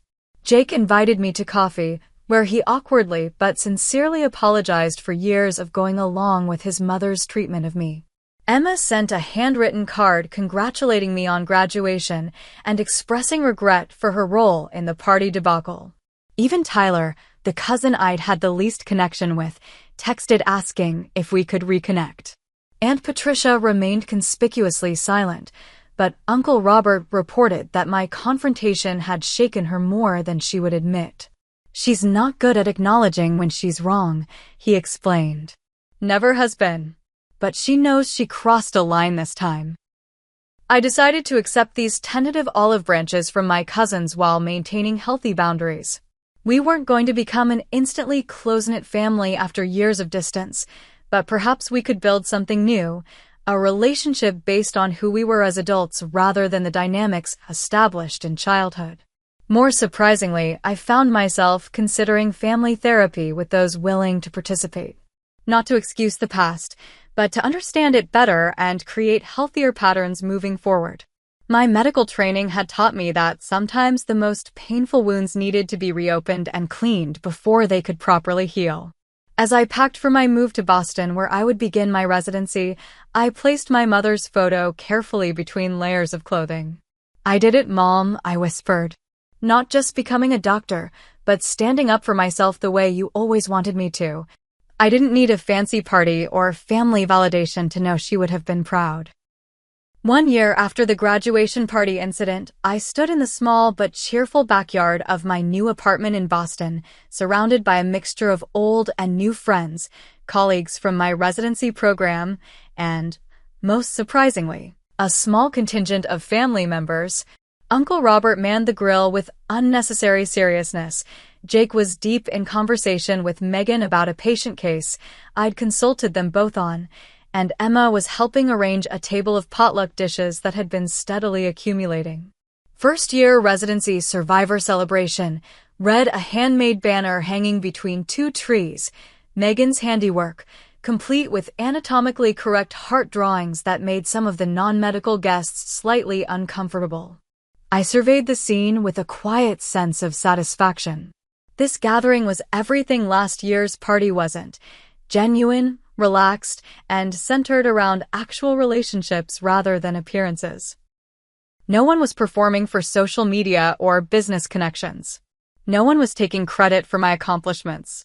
It was simply people who cared about each other enjoying a beautiful summer day. The path to this moment had been neither straight nor easy. The months following my confrontation with Aunt Patricia had been filled with awkward family dynamics, tentative reconciliations, and occasional backsliding into old patterns. We had started family therapy, myself, Uncle Robert, Jake, and eventually Emma, meeting monthly with a skilled therapist who specialized in family systems. Our first session had been almost comically tense, none of us quite knowing how to bridge years of distance and hurt. But slowly, session by session, we began to unpack the complex history that had shaped our relationships. Uncle Robert spoke candidly about his regret at not standing up to his wife sooner. Jake and Emma shared their own experiences growing up under Aunt Patricia's exacting standards and conditional approval, different from my exclusion, but damaging in its own way. "I always thought you had it better because you had freedom," Emma admitted during our third session. "Mom was so controlling of every aspect of my life, my appearance, my friends, my activities. Everything was about maintaining the right image. And I thought you had it better because you had security and belonging," I countered. I would have traded some freedom for knowing I had family support. These realizations helped us develop empathy for each other's experiences. We weren't comparing trauma or competing for who had it worse. We were finally seeing each other clearly, perhaps for the first time. Aunt Patricia refused to participate in therapy, maintaining that the whole exercise was unnecessary drama. Her absence was felt, but in some ways, it allowed the rest of us to speak more freely. Uncle Robert had begun standing up to her more consistently, refusing to enable behaviors that damaged family relationships. It had created tension in their marriage, but he seemed more at peace with himself. "Your mother would be proud of you," he told me one day after a particularly productive therapy session. "Not just for becoming a doctor, but for forcing us all to face some hard truths." Professionally, my first year of residency had been the expected whirlwind of exhaustion, intense learning, and occasional triumphs. The internal medicine program at Boston General was renowned for its rigorous standards, and there were days when I questioned whether I had the stamina to continue. But the resilience I had developed throughout my life served me well in the hospital's challenging environment. What surprised me most was how my personal experience with family dysfunction had unexpectedly become an asset in my medical practice. I found I had a particular sensitivity to patients whose illnesses were complicated by family dynamics: the elderly man whose children couldn't agree on his care plan, the teenager with mysterious symptoms exacerbated by parental conflict, the young mother trying to navigate treatment decisions without family support. "You have a gift for this," my attending physician commented after watching me mediate a difficult family meeting. "Most residents your level would have gotten frustrated and walked out." "I've had some practice," I replied simply. As the backyard celebration continued around me, I found myself drawn to the small memorial table I had set up in a quiet corner. My mother's photograph stood surrounded by a few meaningful items: her favorite book, the stethoscope she had given me when I was accepted to medical school, and a small jar containing sand from the beach where we had scattered her ashes. "Having a moment?" Megan asked, appearing at my side with 2 glasses of lemonade. I smiled, accepting the drink. Just thinking about how much has changed in a year, from standing outside your own party to hosting one. That's what I call character development. We clinked glasses, watching as the gathering evolved around us. New connections were forming. My residency mentored deep in conversation with Dr. Santiago, who had driven up from my hometown for the weekend. Jake showing my colleague Priya pictures of his new puppy. Uncle Robert earnestly discussing grilling techniques with my landlord. "You've built something good here," Megan observed. "Your own kind of family." The term chosen family had always felt somewhat cliché to me, but looking around, I couldn't deny its accuracy. These were the people who showed up, not because of obligation or social expectation, but because of genuine care and connection. Some were related by blood, others by shared experience, but all had earned their place in my life through consistent presence and support. And Patricia's absence was noticeable but not painful. After months of minimal contact, she had sent a brief note acknowledging that perhaps she had misjudged some situations, as close to an apology as she was likely to offer. I had responded with equal brevity, leaving the door open for future reconciliation without expecting it. Our relationship remained tentative and distant, but the toxic power she had once held over me was gone. Dr. Williams called one of my interns, waving me over to settle a good-natured debate about a recent medical journal article.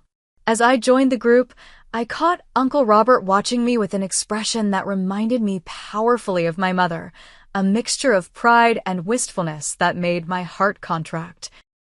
Later, as the evening wound down and guests began to depart, Uncle Robert helped me carry dishes into the kitchen. "Your mother loved gatherings like this," he said unexpectedly. "Nothing fancy, just good people enjoying each other's company." Patricia always thought Janet's parties were too casual, not impressive enough. But they were always the ones people actually enjoyed. I paused, hands deep in soapy water. I didn't know that about her. "There's a lot you might not know. She was a remarkable woman, your mother. Stubborn as hell, of course, a family trait you've clearly inherited." He smiled ruefully. "She would be so proud of the life you're building, Hannah. Not just the doctor part, though that too. But the way you've learned to stand up for yourself while still keeping your heart open. That's no small thing." As the last guests departed and quiet settled over the apartment, I sat alone on my small balcony, watching the city lights against the darkening sky. The journey from that humiliating moment outside the Garland to this peaceful evening had taught me lessons no medical textbook could contain. I had learned that family was defined not by DNA but by consistent presence and genuine support. That standing up for yourself wasn't selfish, but necessary for authentic relationships. That healing often required confronting painful truths rather than maintaining comfortable illusions. And perhaps most importantly, that belonging was not something to be earned through achievement or pleasing others, but something to be built through mutual respect and care. My phone buzzed with a text from Megan. "Best party ever. Your mom would have loved it." I smiled, feeling my mother's presence not as an absence, but as a foundation, the strong base upon which I had built everything that followed. Her love had been unconditional in a family where love typically came with strings attached. That gift had ultimately allowed me to recognize when relationships were healthy and when they were not, to set boundaries where needed, and to build connections based on genuine care rather than obligation. The hard-won wisdom of the past year settled around me like a comfortable blanket. I had learned that walking away from toxic dynamics wasn't giving up. It was the first step toward creating something better. That confronting painful patterns wasn't causing trouble. It was creating possibility for healing. That standing alone was sometimes necessary before you could truly stand together. As I prepared for bed that night, I paused before my mother's photograph on my nightstand. "I think I finally understand what you were trying to teach me all along," I whispered. That family isn't about who you're born to. It's about who you choose to become and who chooses to stand beside you through that journey. The road ahead would still have its complications. Family dynamics established over generations don't transform overnight, and residency would continue to test my limits professionally. But I face these challenges now from a place of hard-won strength and clarity. I had stopped waiting for a seat at a table where I wasn't valued. Instead, I had built my own table, one large enough for all who wished to connect authentically, with no one left standing outside. What about you? Have you ever had to walk away from something familiar to find something better? Or had to redefine family on your own terms? Share your story in the comments below. And if this resonated with you, please hit the like button, subscribe to hear more journeys of healing and growth, and share with someone who might need to be reminded that they deserve to be celebrated exactly as they are. Thank you for being part of my chosen family today. I'm Brooke Sanders, 27, and until last year, I thought nothing could break the bond with my sister Harper. Then she met Julian Pierce, and his wealthy family changed everything. That fancy dinner at their mansion should have been my first clue, the way Diana Pierce examined my outfit like it was contaminated, how Gregory Pierce dismissed my cybersecurity career with a condescending smile. But nothing prepared me for my dad's call. Don't come to Harper's wedding, Julian's parents don't like you. Little did they know who they were messing with. Before I tell you how I brought a multimillion-dollar empire to its knees with a few keystrokes, drop a comment letting me know where you're watching from and hit that subscribe button. Trust me, you'll want to stay until the end of this one. Growing up in our middle-class Boston suburb, Harper and I were inseparable. Just 3 years apart, we shared everything: clothes, secrets, dreams. Our small 3-bedroom house wasn't fancy, but it was filled with love. Mom worked as a nurse while Dad managed a local hardware store. We weren't rich, but we had what mattered. Everything changed when Mom was diagnosed with breast cancer. I was 15, Harper just 12. For 2 years, we watched our vibrant mother fade away, hospital visits becoming our new normal. I still remember holding Harper as she sobbed at the funeral, promising her that I'd always be there. That promise became my life's mission. You have to be strong for your sister, Dad told me that night. She looks up to you. After Mom died, Dad retreated into himself, working longer hours to cover the medical bills that had piled up. I stepped up, becoming more parent than sister to Harper. I packed her lunches, helped with homework, attended her school events. While other teenagers were partying, I was making sure Harper had everything she needed. My own path wasn't conventional. I skipped college, discovering a natural talent for computer systems when I got a job at a local tech shop at 18. The owner, Frank, became my mentor, teaching me coding and network security in the back room after hours. By 20, I was freelancing for small businesses, building a reputation for finding vulnerabilities others missed. You have a gift, Brooke, Frank told me. You see patterns most people miss. Meanwhile, I made sure Harper stayed on track. When she got accepted to Boston University's pre-law program, I was ecstatic. I worked 3 jobs to help with her tuition, determined she would have the education I never had. Those years were exhausting but worth it to see her thrive. Harper graduated with honors and got into a prestigious law school. That's where she met Julian Pierce during her 2nd year. The son of tech entrepreneur Gregory Pierce, Julian came from money, old money, the kind that doesn't just buy things, but buys influence. From the first time she mentioned him, something in Harper changed. You wouldn't believe his family's house, Brooke, she gushed during one of our weekly dinners. It's like something out of a movie. As Harper and Julian grew closer, our dinners became less frequent. Her texts shortened, calls went unanswered. When we did meet, all she talked about was Julian, his family, their connections. The sister who once shared everything with me now seemed to measure her words, editing her stories for someone who grew up shopping at thrift stores. You should see their summer house in the Hamptons, she'd say, then look at me awkwardly, realizing I couldn't relate. The first time I met Julian, at a restaurant too expensive for my budget, he seemed nice enough, handsome, well-mannered, with an easy charm that felt practiced. He asked about my work, nodding politely when I explained cybersecurity, though his eyes glazed over. It wasn't until dessert that he mentioned his family owned Pierce Technologies. Pierce Technologies? I nearly choked on my coffee. Your family owns Pierce Tech? Julian nodded casually, as if everyone's family owned a Fortune 500 company. That's interesting, I managed to say. What I didn't tell him was that Pierce Technologies was a client of RST Security, the firm I'd recently joined as a security specialist. I'd never worked directly on their account, but I knew they were one of our biggest clients. The connection felt strange, like worlds colliding that weren't meant to. 6 months later, Julian proposed. Harper called me, screaming with excitement, flashing a diamond ring on video chat that probably cost more than my annual salary. I was happy for her, truly. But when she said we were all invited to dinner at the Pierce estate to celebrate, a knot formed in my stomach. The Pierce mansion was exactly what you'd expect: gated entrance, manicured lawns, a driveway longer than our childhood street. Dad and I arrived together, him fidgeting with his tie, me wishing I'd spent more on the dress I'd bought specially for the occasion. Gregory Pierce greeted us with firm handshakes and practiced smiles, while Diana Pierce air-kissed our cheeks, her perfume expensive and overwhelming. The dinner that followed was an exercise in subtle humiliation.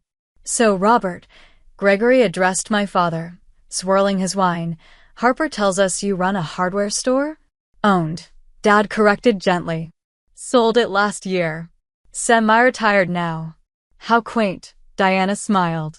"And Brooke, you work with computers?" "I'm a cybersecurity specialist," I explained. "I identify vulnerabilities in corporate networks and fix them before they can be exploited." "Like IT support?" Gregory asked, his tone suggesting he was dumbing it down for himself. "Not exactly," I began, but Diana had already turned to Julian's sister Miranda to discuss some charity gala. Throughout dinner, the divide became clearer.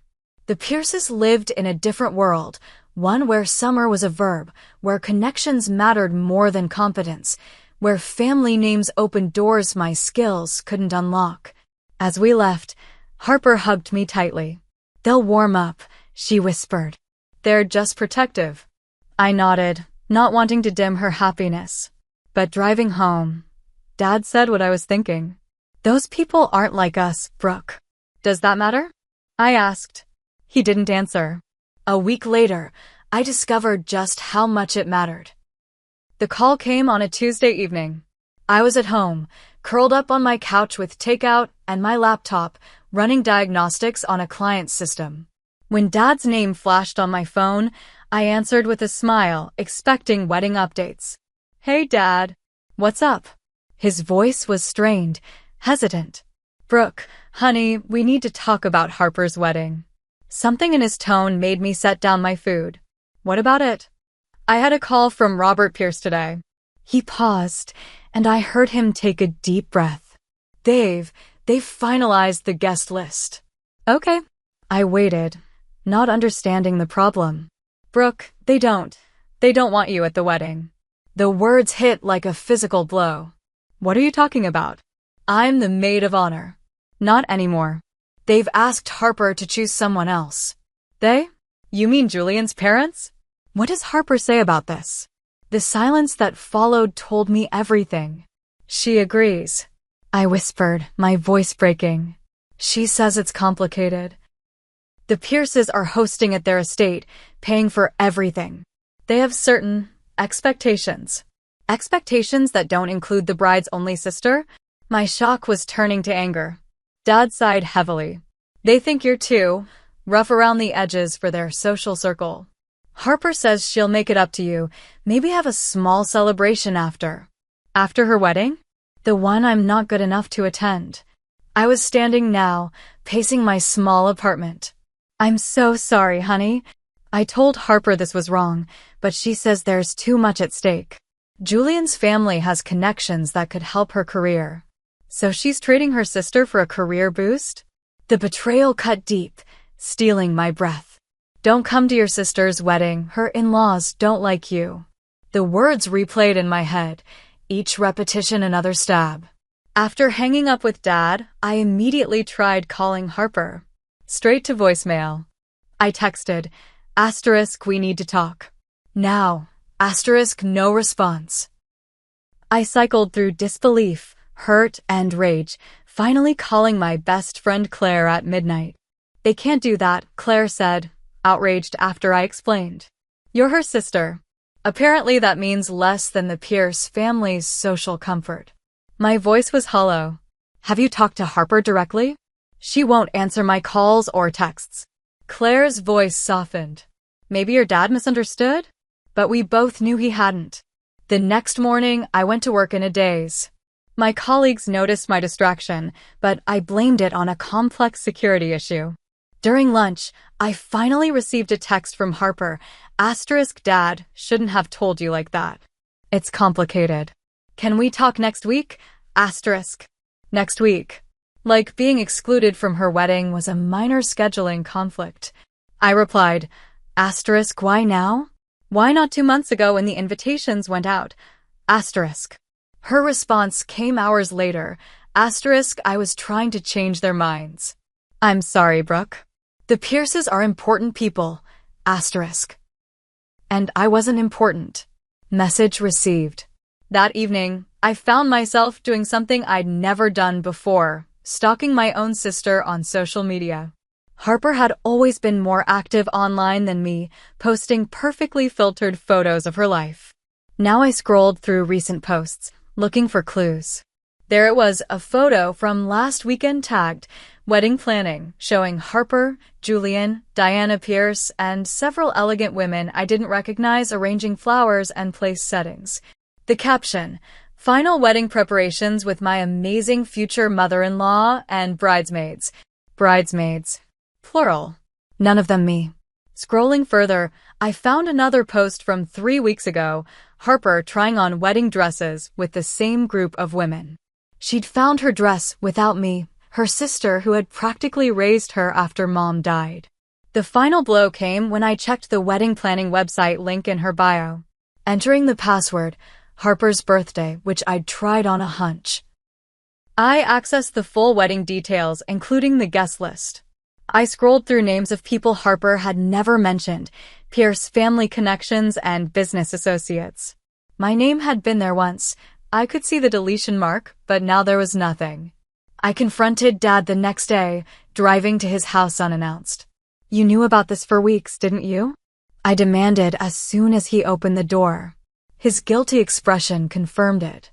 I thought Harper would come to her senses. And when she didn't, you were just going to let me find out when the wedding photos appeared online. Brooke, please understand. Understand what?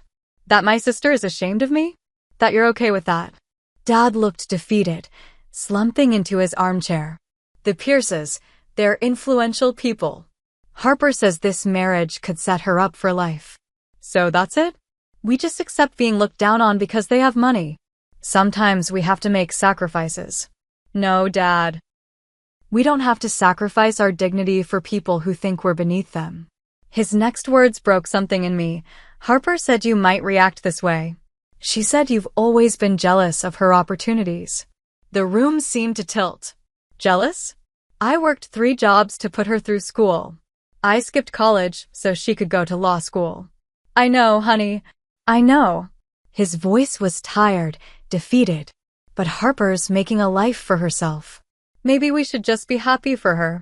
I left his house in tears, driving aimlessly for hours. The sister I had protected, supported, and loved had not only excluded me from the most important day of her life, but had painted me as jealous and difficult to justify it. That night, alone in my apartment, I finally let myself break down. I sobbed until my throat was raw, clutching an old photo of Harper and me from high school graduation, her beaming in her cap and gown, me beside her, proud and protective. I promised Mom I'd always be there for you, I whispered to Harper's smiling face. But you don't want me there anymore. The hurt was consuming, but somewhere in the darkness, a different emotion began to take shape. If the Pierces thought I wasn't good enough, perhaps it was time they learned exactly who they were dealing with. After a week of unanswered texts and avoided calls, I threw myself into work with renewed intensity. My colleagues noticed the change: longer hours, fewer breaks, a sharp focus that bordered on obsession. "You okay, Sanders?" my supervisor Marcus asked after I stayed until midnight 3 days in a row. "Just focused," I replied, not looking up from my screen. The truth was, work was the only thing keeping me from dwelling on Harper's betrayal. In cybersecurity, there were clear problems with definitive solutions. Unlike family, code didn't suddenly change its mind about whether you belonged. 2 weeks after Dad's devastating call, I was assigned to a new client audit. The name on the folder made my heart stop: Pierce Technologies. "There must be some mistake," I told Marcus, handing back the folder. "No mistake. They specifically requested our top specialists for their annual security audit." "That's you." He looked pleased, unaware of the conflict. "It's a big account, Brooke. Could mean a promotion if you handle it well." I wanted to refuse, to explain the personal connection, but something stopped me. Perhaps this was an opportunity to understand the world that had seduced my sister away from me. "Fine. I'll take it." The initial work was standard: reviewing security protocols, checking network vulnerabilities, testing for weak points in their system. Pierce Technologies had a robust security infrastructure, as expected from a company that specialized in data management for financial institutions. But they weren't impenetrable. No system ever is. 3 days into the audit, I discovered an irregularity. A series of transactions, small enough to avoid automatic flagging, but consistent enough to form a pattern when viewed together. Funds being moved between accounts, passing through multiple divisions before ending up in offshore holdings. It might have been legitimate business operations. But my instincts, honed by years of detecting patterns, said otherwise. I dug deeper, carefully documenting everything, staying late into the night when the office was empty. The more I looked, the more I found. Shell companies, falsified records, financial statements that didn't match actual holdings. Someone at Pierce Technologies was embezzling funds on a massive scale. The evidence pointed to one person: Gregory Pierce himself. According to the transactions I traced, Gregory had been siphoning company funds for years, hiding losses from shareholders and the board. Pierce Technologies, despite its prestigious reputation, was teetering on the edge of financial collapse. This discovery should have gone immediately to my supervisors. The ethical thing would be to report my findings through proper channels. But I hesitated, understanding the implications. If Gregory Pierce was exposed, the company would face a crisis. Stock would plummet, jobs would be lost, and Julian's family would be disgraced. I sat alone in my darkened office, staring at the damning evidence on my screen. Then my phone buzzed with a notification: Harper had posted a new photo. Her and Julian on a yacht with his parents, champagne glasses raised. The caption reading, "Pre-wedding celebration with the people who matter most." The people who matter most. The words burned. I continued my investigation with renewed purpose, discovering more than just financial fraud. Emails revealed the Pierce family's true financial situation. They were leveraged to the hilt, maintaining a facade of wealth while desperately seeking new investments. More surprisingly, I found correspondence between Gregory and Diana discussing Harper and Julian's relationship. They weren't just approving of the match, they were actively encouraging it. Harper's position at Preston and Marsh Law, which specialized in financial restructuring, was seen as a strategic alliance. Julia's fiancé's firm could help us navigate the SEC issues, Gregory had written. Once they're married, the connection will be secured. They weren't welcoming Harper into their family, they were acquiring her professional connections. I needed perspective, so I reached out to my old mentor Frank, being careful to keep details vague. If you discovered a client was committing fraud, but reporting it would hurt someone you care about, what would you do? I asked over coffee. Frank studied me carefully. The professional answer is clear, report it. The human answer is messier. He leaned forward. What's really going on, Brooke? I couldn't tell him everything, but I shared enough: a family conflict, a discovery at work, an ethical dilemma. Sometimes the right thing and the easy thing are different paths, he said finally. But remember, whatever you choose, you have to live with it. His words stayed with me as I continued gathering evidence, meticulously documenting everything in an encrypted folder. This wasn't just about revenge anymore. It was about truth. I tried once more to reach Harper, sending a carefully worded text. I've learned some concerning things about Julian's family business. We need to talk before the wedding. Her reply came quickly this time. Stop trying to ruin this for me. I know you're jealous, but this is pathetic. Jealous. Again that word.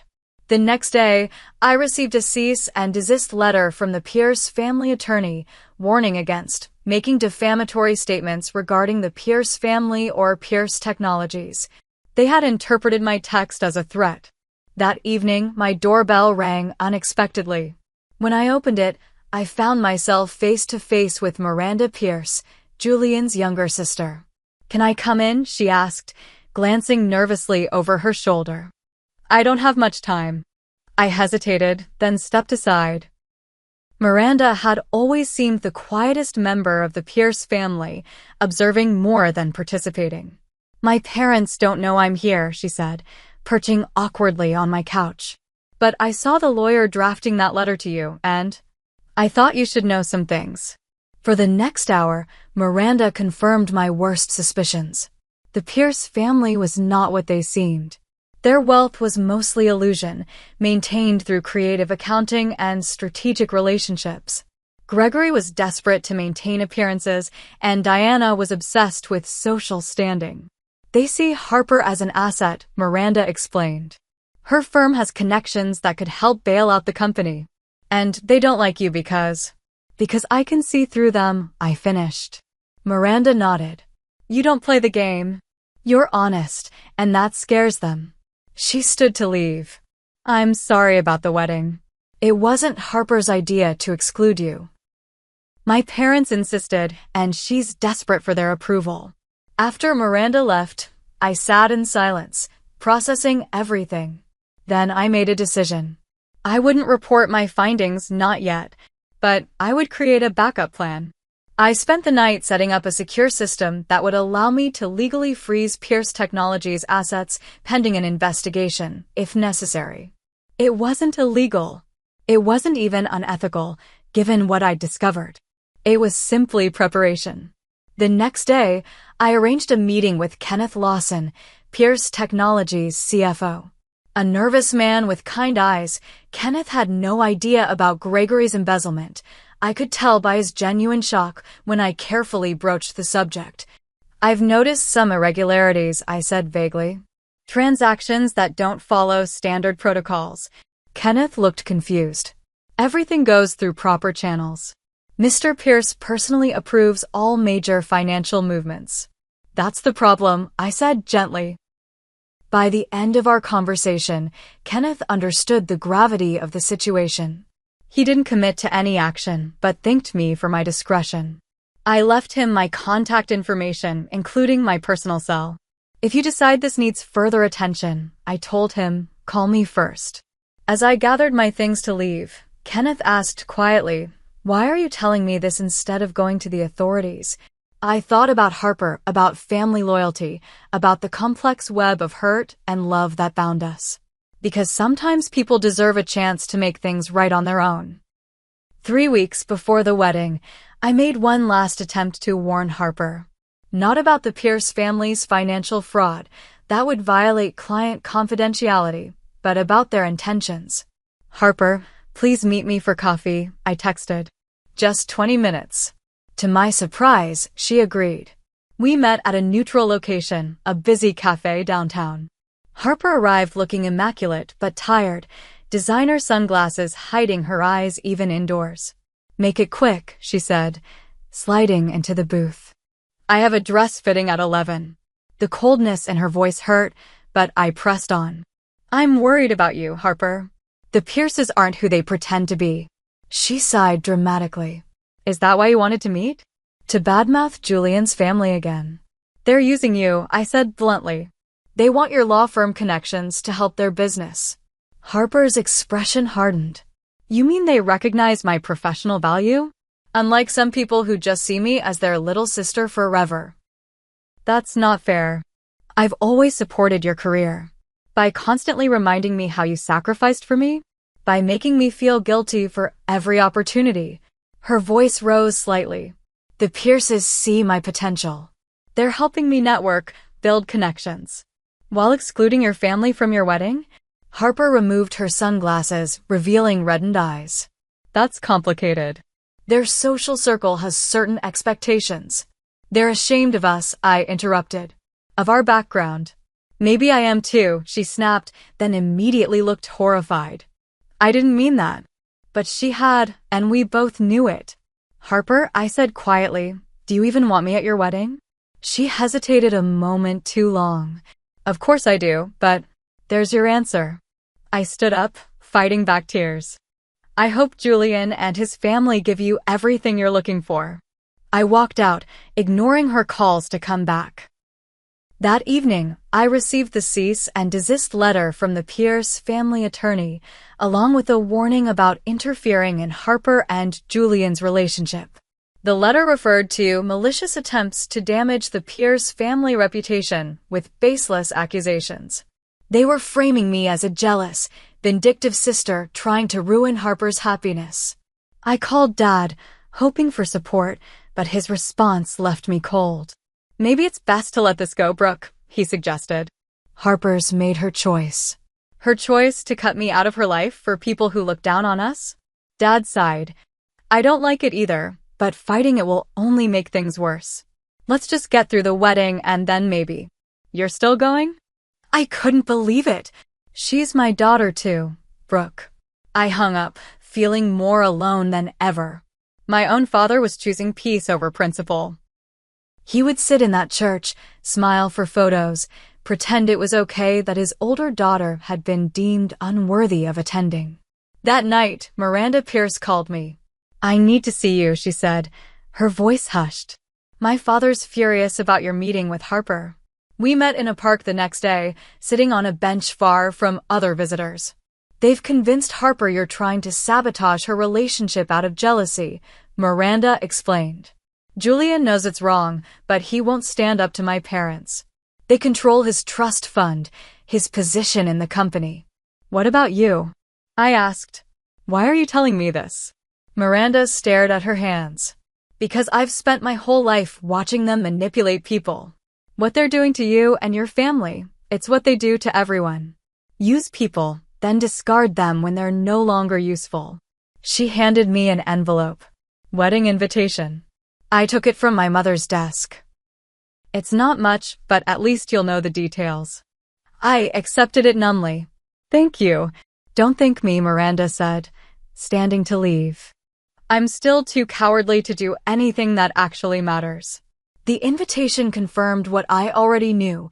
The ceremony would be held at the Pierce estate, followed by a reception for 300 guests. No +1 for my father, and of course, no invitation for me. That evening, I began planning in earnest. Not revenge, exactly, but a contingency. I created multiple backups of the evidence I'd gathered about Pierce Technologies' financial fraud. I drafted a detailed report for the SEC, ready to send if necessary. I set up the system that would allow me to legally freeze the company's assets pending investigation. Every step was carefully documented, every action within the bounds of the law. I wasn't planning to destroy Gregory Pierce, just to be ready if the situation demanded action. What are you really trying to accomplish? Claire asked when I explained my preparations, keeping the details vague for legal reasons. I'm not sure, I admitted. Justice? Recognition? Maybe I just want them to acknowledge that I matter. And Harper? What do you want from her? The question caught me off guard. What did I want from my sister? I want her to choose me, I said finally, the truth of it aching in my chest. Just once, I want to be the one who matters most. The week before the wedding, Kenneth Lawson called me. I've been looking into those irregularities you mentioned, he said, his voice tight. You were right. But Mr. Pierce has covered his tracks well. The board won't act without irrefutable evidence. I have that evidence, I told him. Then why haven't you used it? I thought about Harper, about the wedding, about family loyalty stretched to breaking point. I'm giving someone a chance to do the right thing first. 2 days before the wedding, I received a text from an unknown number. Harper misses you. She's too proud to admit it. Julian. I stared at the message, unsure how to respond. Was it a trap? A genuine olive branch? Before I could decide, another text arrived, this one from my father. They sent an invitation for you. Last minute, but it's something. The envelope arrived by courier that afternoon. Inside was an invitation to Harper and Julian's wedding, with a handwritten note from Diana Pierce. We may have gotten off on the wrong foot. Harper would be pleased if you could attend. No +1. No apology. No acknowledgement of the hurt they'd caused. Just a conditional invitation that felt more like a concession than a welcome. I placed it on my kitchen counter and stared at it for hours, weighing my options. In the end, the decision wasn't about the Pierces or even Harper. It was about me, about whether I could walk into that wedding with my head held high, knowing I'd been an afterthought. The morning of the wedding, I made my choice. I would go. Not for the Pierces, not even for Harper, but for myself. I would look Gregory and Diana Pierce in the eyes, knowing what I knew about them. I would stand in their mansion, the sister they had deemed unworthy, and I would not be ashamed. I dressed carefully in a simple but elegant navy dress, applied minimal makeup, and drove to the Pierce estate with my laptop bag beside me on the passenger seat. Inside was everything I needed: evidence of fraud, the system to freeze assets, years of financial crimes documented meticulously. I didn't plan to use it, but I was prepared, just in case. As I pulled up to the mansion, I took a deep breath and reminded myself, they may have the money, but I have the truth. The Pierce estate was transformed for the wedding, white roses cascading from wrought iron arches, crystal chandeliers hanging from trees, champagne flowing from fountains that probably cost more than my annual salary. A small army of staff directed guests to their seats, all facing an elaborate floral altar overlooking the manicured gardens. I arrived deliberately late, slipping into the back row just as the string quartet began playing. My father spotted me from his front row seat, his relief visible even from a distance. I gave him a small nod, but stayed where I was. The ceremony was exactly what you'd expect from a family like the Pierces, extravagant, formal, designed to impress rather than express. Julian stood at the altar, handsome in a tailored tuxedo, flanked by groomsmen who all had that same polished, privileged look. Then the music changed and Harper appeared. My breath caught. My little sister was radiant in a designer gown that floated around her like a cloud, her smile bright as she clutched our father's arm. For a moment, she was just Harper again, the girl who used to crawl into my bed during thunderstorms, who cried when I left for my first apartment, who once said I was her hero. As she passed my row, our eyes met briefly. Something flickered across her face: surprise, relief, regret? But then she looked away, focusing on Julian waiting ahead. During the ceremony, I observed the Pierce family more than the couple. Gregory sat rigidly in the front row, checking his phone discreetly. Diana dabbed at her eyes with a monogrammed handkerchief, her performance of maternal emotion flawless. Miranda, seated beside them, looked genuinely moved, occasionally glancing back at me with a mix of surprise and respect. After Harper and Julian exchanged vows, guests were directed to the garden for cocktails while the wedding party took photos. I stayed on the periphery, watching as Harper posed with her new in-laws, her bridesmaids, women I'd never met who now occupied the space that should have been mine. Didn't expect to see you here, a voice said behind me. I turned to find Gregory Pierce, champagne in hand, his smile not reaching his eyes. Last-minute invitation, I replied coolly. I almost didn't come. Harper can be persuasive when she wants something. His tone suggested it had been her idea, not his. Though between us, I think the family differences would have made your inclusion awkward. Family differences? He sipped his champagne, eyes scanning the crowd rather than meeting mine. You know what I mean. Different backgrounds, different social circles. Nothing wrong with that, of course, but weddings are about unity. Compatibility. And you didn't find me compatible with your image. His laugh was practiced, hollow. You're very direct, aren't you? That's refreshing, in its way. But not always appropriate in certain settings. Before I could respond, he was joined by several men in expensive suits, business associates, judging by their conversation. I heard Gregory introducing Julian as the future of Pierce Technologies and boasting about expansion plans I knew were impossible given the company's actual financial state. The new government contracts alone will double our valuation by next quarter, he claimed, the lie rolling easily off his tongue. One of the men noticed me listening. And who is this lovely young lady? Gregory's smile tightened. No one important. Just the bride's sister. Just the bride's sister. For words that crystallized everything. I excused myself, moving through the crowd toward the house. I needed air, space to think. Inside, the mansion was quieter, most guests still enjoying cocktails in the garden. I found myself in a hallway lined with Pierce family photos, generations of privilege, captured in gilded frames. That's when I overheard Gregory Pierce's voice from a nearby room, the door slightly ajar. Of course she showed up, he was saying. Probably hoping to network with our guests. You know how these ambitious, self-made types are. A woman laughed. Diana. Did you see her dress? Off the rack, obviously. The Sanders family should be grateful Julian saw something in Harper. With her connections at the law firm and our business acumen, we'll have those SEC issues resolved by year-end. The marriage is a smart strategic alliance. If only we didn't have to include her family in the package deal. That sister especially, no polish, no connections, just attitude. Their laughter burned in my ears. All this time, I thought they'd excluded me because I wasn't good enough. The truth was worse. They saw Harper as an acquisition, not a daughter-in-law. And me? I was just unnecessary baggage. I was about to walk away when I heard Julian's voice joining them. Mom, Dad, the photographer is waiting. And have you seen Brooke? Harper's asking for her. Why?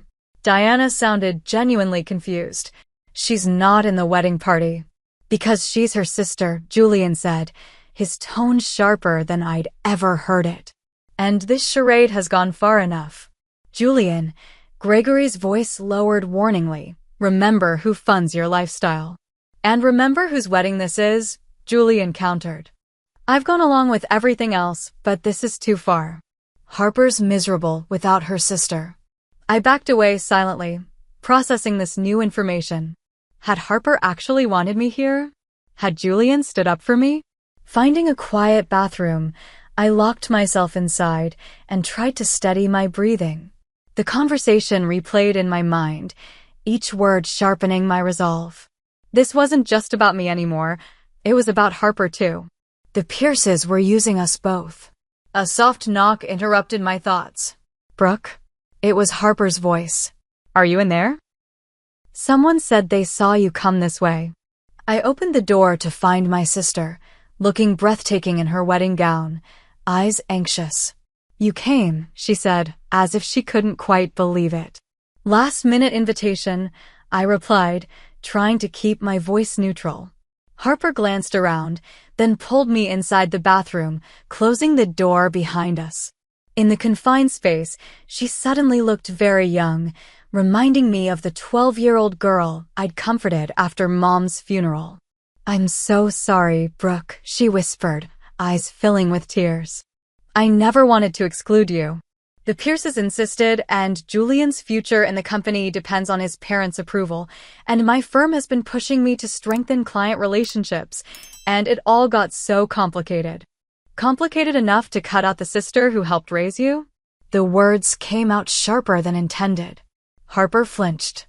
I was weak. I told myself it was just one day, that it was a necessary sacrifice for our future. She looked down at her elaborate dress.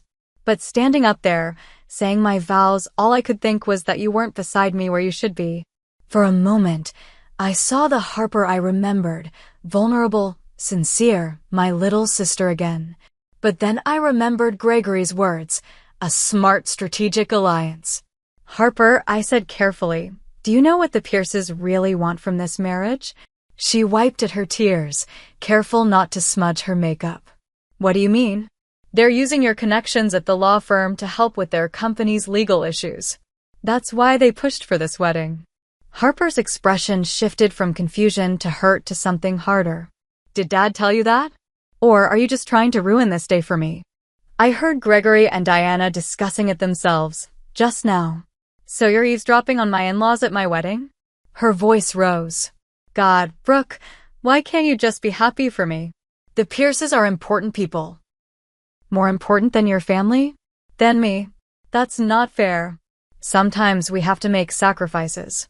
No, Harper. We don't have to sacrifice our dignity for people who think we're beneath them. I echoed the words I'd said to our father weeks ago. Harper's face hardened. You've always been like this, so proud, so rigid. Maybe if you learn to adapt, to fit in, to pretend to be something I'm not, to let people like the Pierces determine my worth. We stared at each other, years of unspoken tensions surfacing in one painful moment. I have to get back, Harper said finally. They're cutting the cake soon. Of course. Your in-laws are waiting.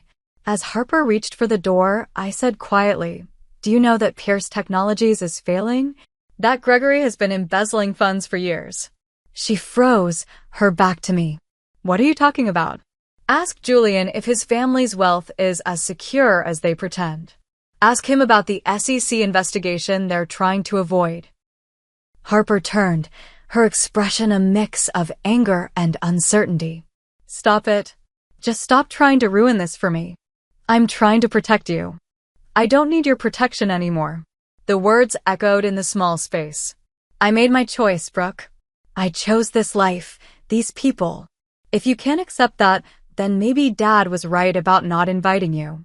She left, the door closing firmly behind her. I stood motionless, her words ringing in my ears. After everything, the years of sacrifice, the love, the support, this was her choice.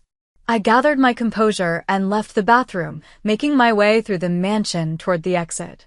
As I passed the library, I noticed it was empty, a laptop sitting open on the desk. Without thinking, I slipped inside and closed the door. It was time. I took my own laptop from my bag and connected to the estate's Wi-Fi network, using the password I'd spotted on a card near the catering station. Within minutes, I had accessed the secure system I'd created, the one that documented all of Gregory Pierce's financial crimes.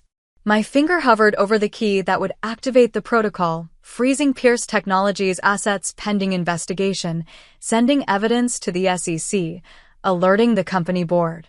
One keystroke that would bring the Pierce empire crashing down during Harper's wedding reception. Through the window, I could see the celebration continuing, Harper and Julian cutting a towering cake, Gregory making a toast, guests applauding. A perfect scene from a perfect day, built on lies and manipulation. I thought about Harper's words. I made my choice. And now I was making mine. I pressed the key. For a moment, nothing happened. Then I saw Gregory Pierce reach for his phone, frowning at the screen. He excused himself from the table, walking quickly toward the house. Other phones began buzzing. Men in suits huddled in conversation, expressions serious. I closed my laptop, put it back in my bag, and walked calmly out of the library. In the hallway, I passed Gregory Pierce rushing toward his office, his face ashen. He didn't even notice me. Outside, I walked to my car, got in, and drove away from the Pierce estate. In my rearview mirror, I could see confusion spreading through the reception as more phones chimed with alerts, more guests whispered urgently to each other. I'd done it. With one keystroke, I'd exposed the truth behind the Pierce family facade. Not for revenge, but for justice. Not to hurt Harper, but to free her from a family that saw her as nothing more than a strategic alliance. As I drove home, I felt no satisfaction, no vindication, only a quiet certainty that I had done what needed to be done. The Pierce family had thought I wasn't important enough to attend their perfect wedding. Now they would learn exactly how important I could be. The fallout was immediate and spectacular. By the time I reached my apartment, my phone was exploding with notifications. Breaking news alerts announced that Pierce Technologies' assets had been frozen pending a major fraud investigation. The company's stock was in free fall. Financial news channels were running special reports on the tech dynasty's sudden crisis. I turned off my phone and went to bed, emotionally exhausted. Whatever came next would wait until morning. I woke to 27 missed calls from Harper, Julian, my father, unknown numbers, and finally, Kenneth Lawson, the CFO. The board has called an emergency meeting, he said when I returned his call. They want you there. Me? Why? Because you're the one who uncovered the fraud and apparently the only one with the complete evidence. The SEC is involved now. This is bigger than anyone imagined. I agreed to attend, then called my father. His voice was tight with shock and confusion. Did you know about this? He asked immediately. About what, Dad? Don't play dumb, Brooke. Pierce Technologies. The fraud investigation. It happened during the wedding reception. I may have discovered some irregularities during my security audit, I said carefully. His sharp intake of breath told me he understood. Harper is devastated. The reception fell apart. Julian's parents left in the middle of it. I'm sorry it affected her day, I said and meant it. Despite everything, I hadn't wanted to hurt Harper. She's been trying to reach you all night. I'll call her, I promised, though the thought filled me with dread. Before I could, however, my doorbell rang. When I opened it, I found Gregory and Diana Pierce standing in my hallway, looking like they'd aged a decade overnight. May we come in? Gregory asked, his usual commanding tone replaced by something almost pleading. I stepped aside, allowing them into my modest apartment. Diana glanced around with barely concealed disdain, despite the circumstances. We know what you did, Gregory said once we were seated, him and Diana on my small couch, me in the armchair opposite. I did my job, I replied evenly. I found security vulnerabilities and financial irregularities during a standard audit. And you chose to report them during our daughter's wedding reception? Diana's voice dripped with accusation. Your son's wedding, I corrected. And I reported them when I had conclusive evidence. The timing was unfortunate. Gregory leaned forward, his expression calculating despite his obvious distress. What will it take to fix this? Fix it? To make this go away. Name your price. I almost laughed. Even now, facing ruin, Gregory Pierce thought everything could be bought. It doesn't work that way. The evidence has been submitted to the SEC and the company board. I don't control what happens next. You little. Diana began, but Gregory silenced her with a gesture. Let's be reasonable, he said, forcing a smile. We all want what's best for Harper and Julian. This scandal will hurt them too. You should have thought of that before you committed fraud, I replied. Before you used Harper's connections to try to save your failing company. Before you decided my sister was valuable but I wasn't worth inviting to her wedding. Diana's face flushed. So this is personal. Revenge for a perceived slight. No, I said firmly. This is professional. I found criminal activity and reported it, as I'm legally obligated to do. The fact that you're horrible people is coincidental.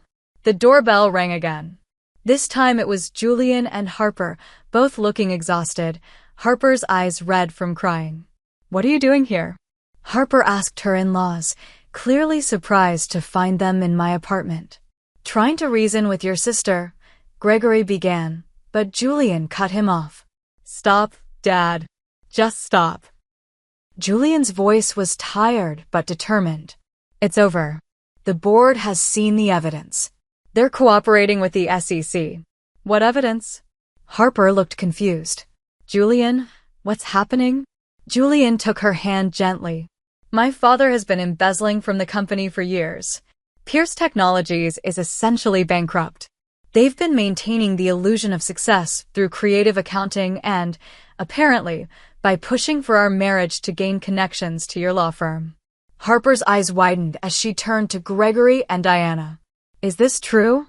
Their silence was answer enough. So everything, the rush to get married, insisting on handling all the arrangements, the guest list restrictions, it was all about business? Harper's voice broke. Not everything, Diana protested weakly. Julian loves you. But you pushed for this wedding because of my firm's connections, Harper pressed.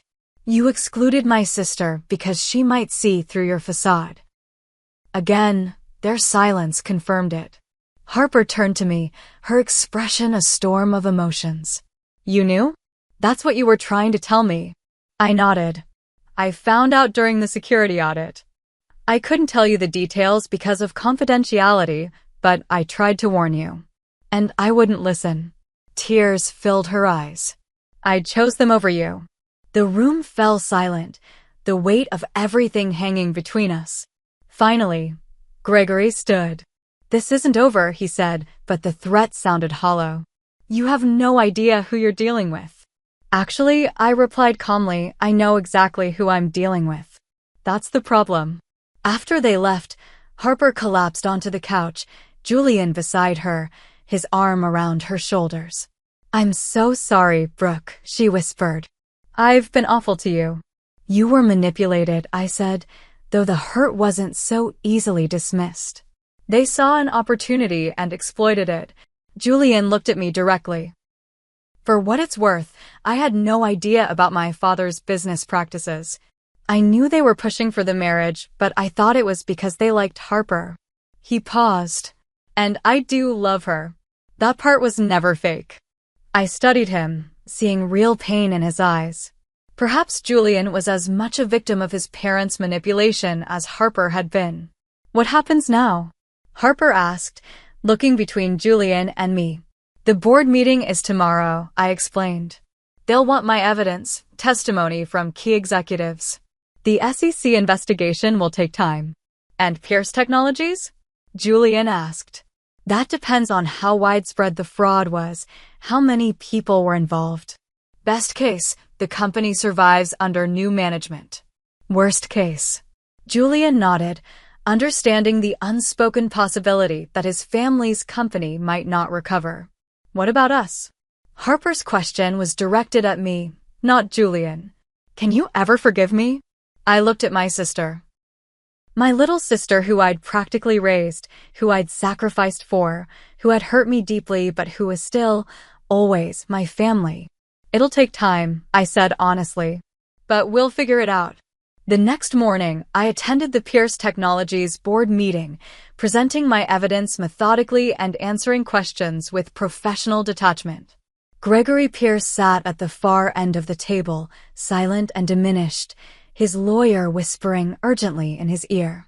Kenneth Lawson and other executives looked shell-shocked, processing the revelation that their prestigious company had been built on financial deception. By the meeting's end, several things were clear. Gregory Pierce would be removed as CEO, assets would remain frozen during the investigation, and a complete restructuring would be necessary if the company was to survive. As I gathered my materials to leave, Gregory approached me, his lawyer hovering anxiously nearby. You've destroyed everything I built, he said, voice low. You destroyed it yourself, I corrected. I just exposed the truth. What do you want from me? He asked, a desperate edge to his voice. An apology? Money? What? I looked at the man who had deemed me unworthy of attending my own sister's wedding, who had manipulated Harper, who had built his reputation on lies. I don't want your money, I said simply. I want your respect. And walking out of that boardroom, knowing I had stood my ground and exposed the truth despite everything, I finally felt like I had earned it. 6 months later, Pierce Technologies was unrecognizable. The company had survived, barely, through a complete restructuring. Gregory Pierce had been indicted on multiple counts of financial fraud and was under house arrest pending trial. Diana Pierce had retreated from public life, their mansion sold to cover legal fees and restitution. Julian, somewhat surprisingly, had stepped up to help save the company, working alongside the new management team to rebuild what his father had nearly destroyed. As for Harper and me, we were slowly, cautiously rebuilding our relationship. The wedding day disaster had forced difficult conversations that were long overdue. "I never thanked you properly," Harper said one evening as we sat in my apartment, sharing takeout and wine. "For everything you did for me growing up." I shrugged, uncomfortable with her gratitude. "You're my sister. That's what family does." "No, not everyone would have sacrificed what you did." She set down her glass. "After Mom died, you became my parent, my protector, my guide. You put me through college while working multiple jobs. You gave up your own dreams so I could pursue mine." "Harper, let me finish," she insisted. "When I met Julian and his family, I got caught up in their world, the money, the connections, the status. They made me feel special, chosen." She looked down. "And somewhere along the way, I started seeing you as a reminder of where I came from, not as the person who got me where I am." The admission hurt, but the honesty behind it was healing. "I understand," I said. "The Pierces offered something attractive, a whole different world." "A fake world," Harper corrected. "Built on lies and manipulation." She reached for my hand. "I chose the wrong family, Brooke." "I'm so sorry." Forgiveness didn't come easily. The hurt was deep, the betrayal profound. But Harper was persistent, showing up weekly with coffee, calling regularly, slowly earning back my trust. And I found that I wanted to forgive her, wanted my sister back in my life. Julian was part of our reconciliation too, surprisingly. Unlike his parents, he had faced the truth head-on, cooperating fully with investigators and working to make amends. He'd been raised in privilege and deception, but was choosing a different path. Today marked a milestone, our first family dinner since the wedding. Dad was hosting at his house, a neutral territory for all of us. I arrived early to help him prepare, finding him nervously checking his casserole in the oven. "You think this is a good idea?" he asked as I set the table. "Having everyone together?" "It's time," I said simply. Dad had his own apologies to make, and I'd been less forgiving with him than with Harper. He had chosen the path of least resistance, allowing the Pierces to exclude me rather than standing firm. "I should have fought harder for you," he'd admitted during one difficult conversation. I was so afraid of losing Harper that I let them dictate terms. "I failed you." The doorbell rang, interrupting my thoughts. Harper and Julian arrived together, looking more relaxed than I'd seen them in months. Julian carried a bottle of wine, Harper a homemade pie, Mom's recipe. Dinner was awkward at first, conversation stilted as we carefully avoided sensitive topics. But gradually, the familiar comfort of family took over. Dad told embarrassing stories from our childhood. Harper laughed at my terrible impression of our 8th grade math teacher. Julian shared updates on the company's recovery, his commitment to rebuilding it ethically evident in his voice. "Miranda's doing well," he mentioned, referring to his sister who had warned me about her family. "She's in Europe, studying art. Away from our parents' influence for the first time." "Good for her," I said sincerely. After dinner, while Dad and Julian cleaned up, Harper followed me onto the back porch. We sat on the steps, gazing at the small backyard where we'd played as children. "Do you remember when Mom used to hang sheets on the clothesline and we'd run through them pretending they were magical portals?" Harper asked. I smiled at the memory. "You always wanted to be a princess in another world. And you were always the knight protecting me." She turned to face me.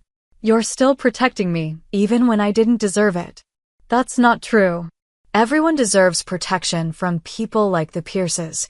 Harper was quiet for a moment. Julian asked me if I wanted to postpone the divorce until after his father's trial. This was news. What did you say? I said no. She twisted her wedding ring, which she now wore on her right hand. We're separated, but I don't know. He's different now, away from his parents' influence. We're seeing a counselor. Do you still love him? I think so. Her expression was thoughtful. But I need to figure out who I am first, without the Pierces defining me, without using my relationship with you as a measuring stick for my own worth. I understood that journey all too well. Inside, we could hear Dad and Julian laughing about something. The sound was healing, normal family interaction, replacing the tension that had dominated our relationships for too long. What about you? Harper asked.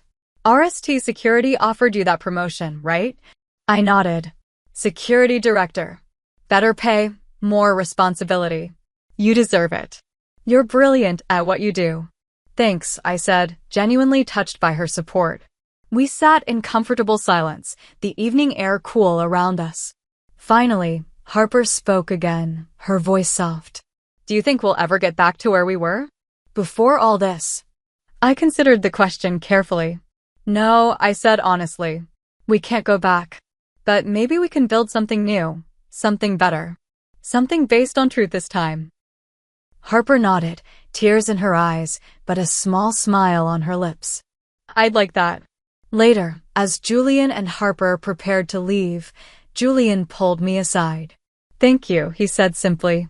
For exposing the truth, yes, but more for giving me a chance to prove I'm not my father. You're doing that every day, I acknowledged. The new Pierce Technologies is building a solid reputation. That's business, he waved dismissively. I meant thank you for giving me a chance with your family. With Harper. I know I don't deserve it after what happened. I studied him thoughtfully. Everyone deserves a second chance, Julian. It's what you do with it that matters. After they left, Dad and I sat in his living room, the house quiet again.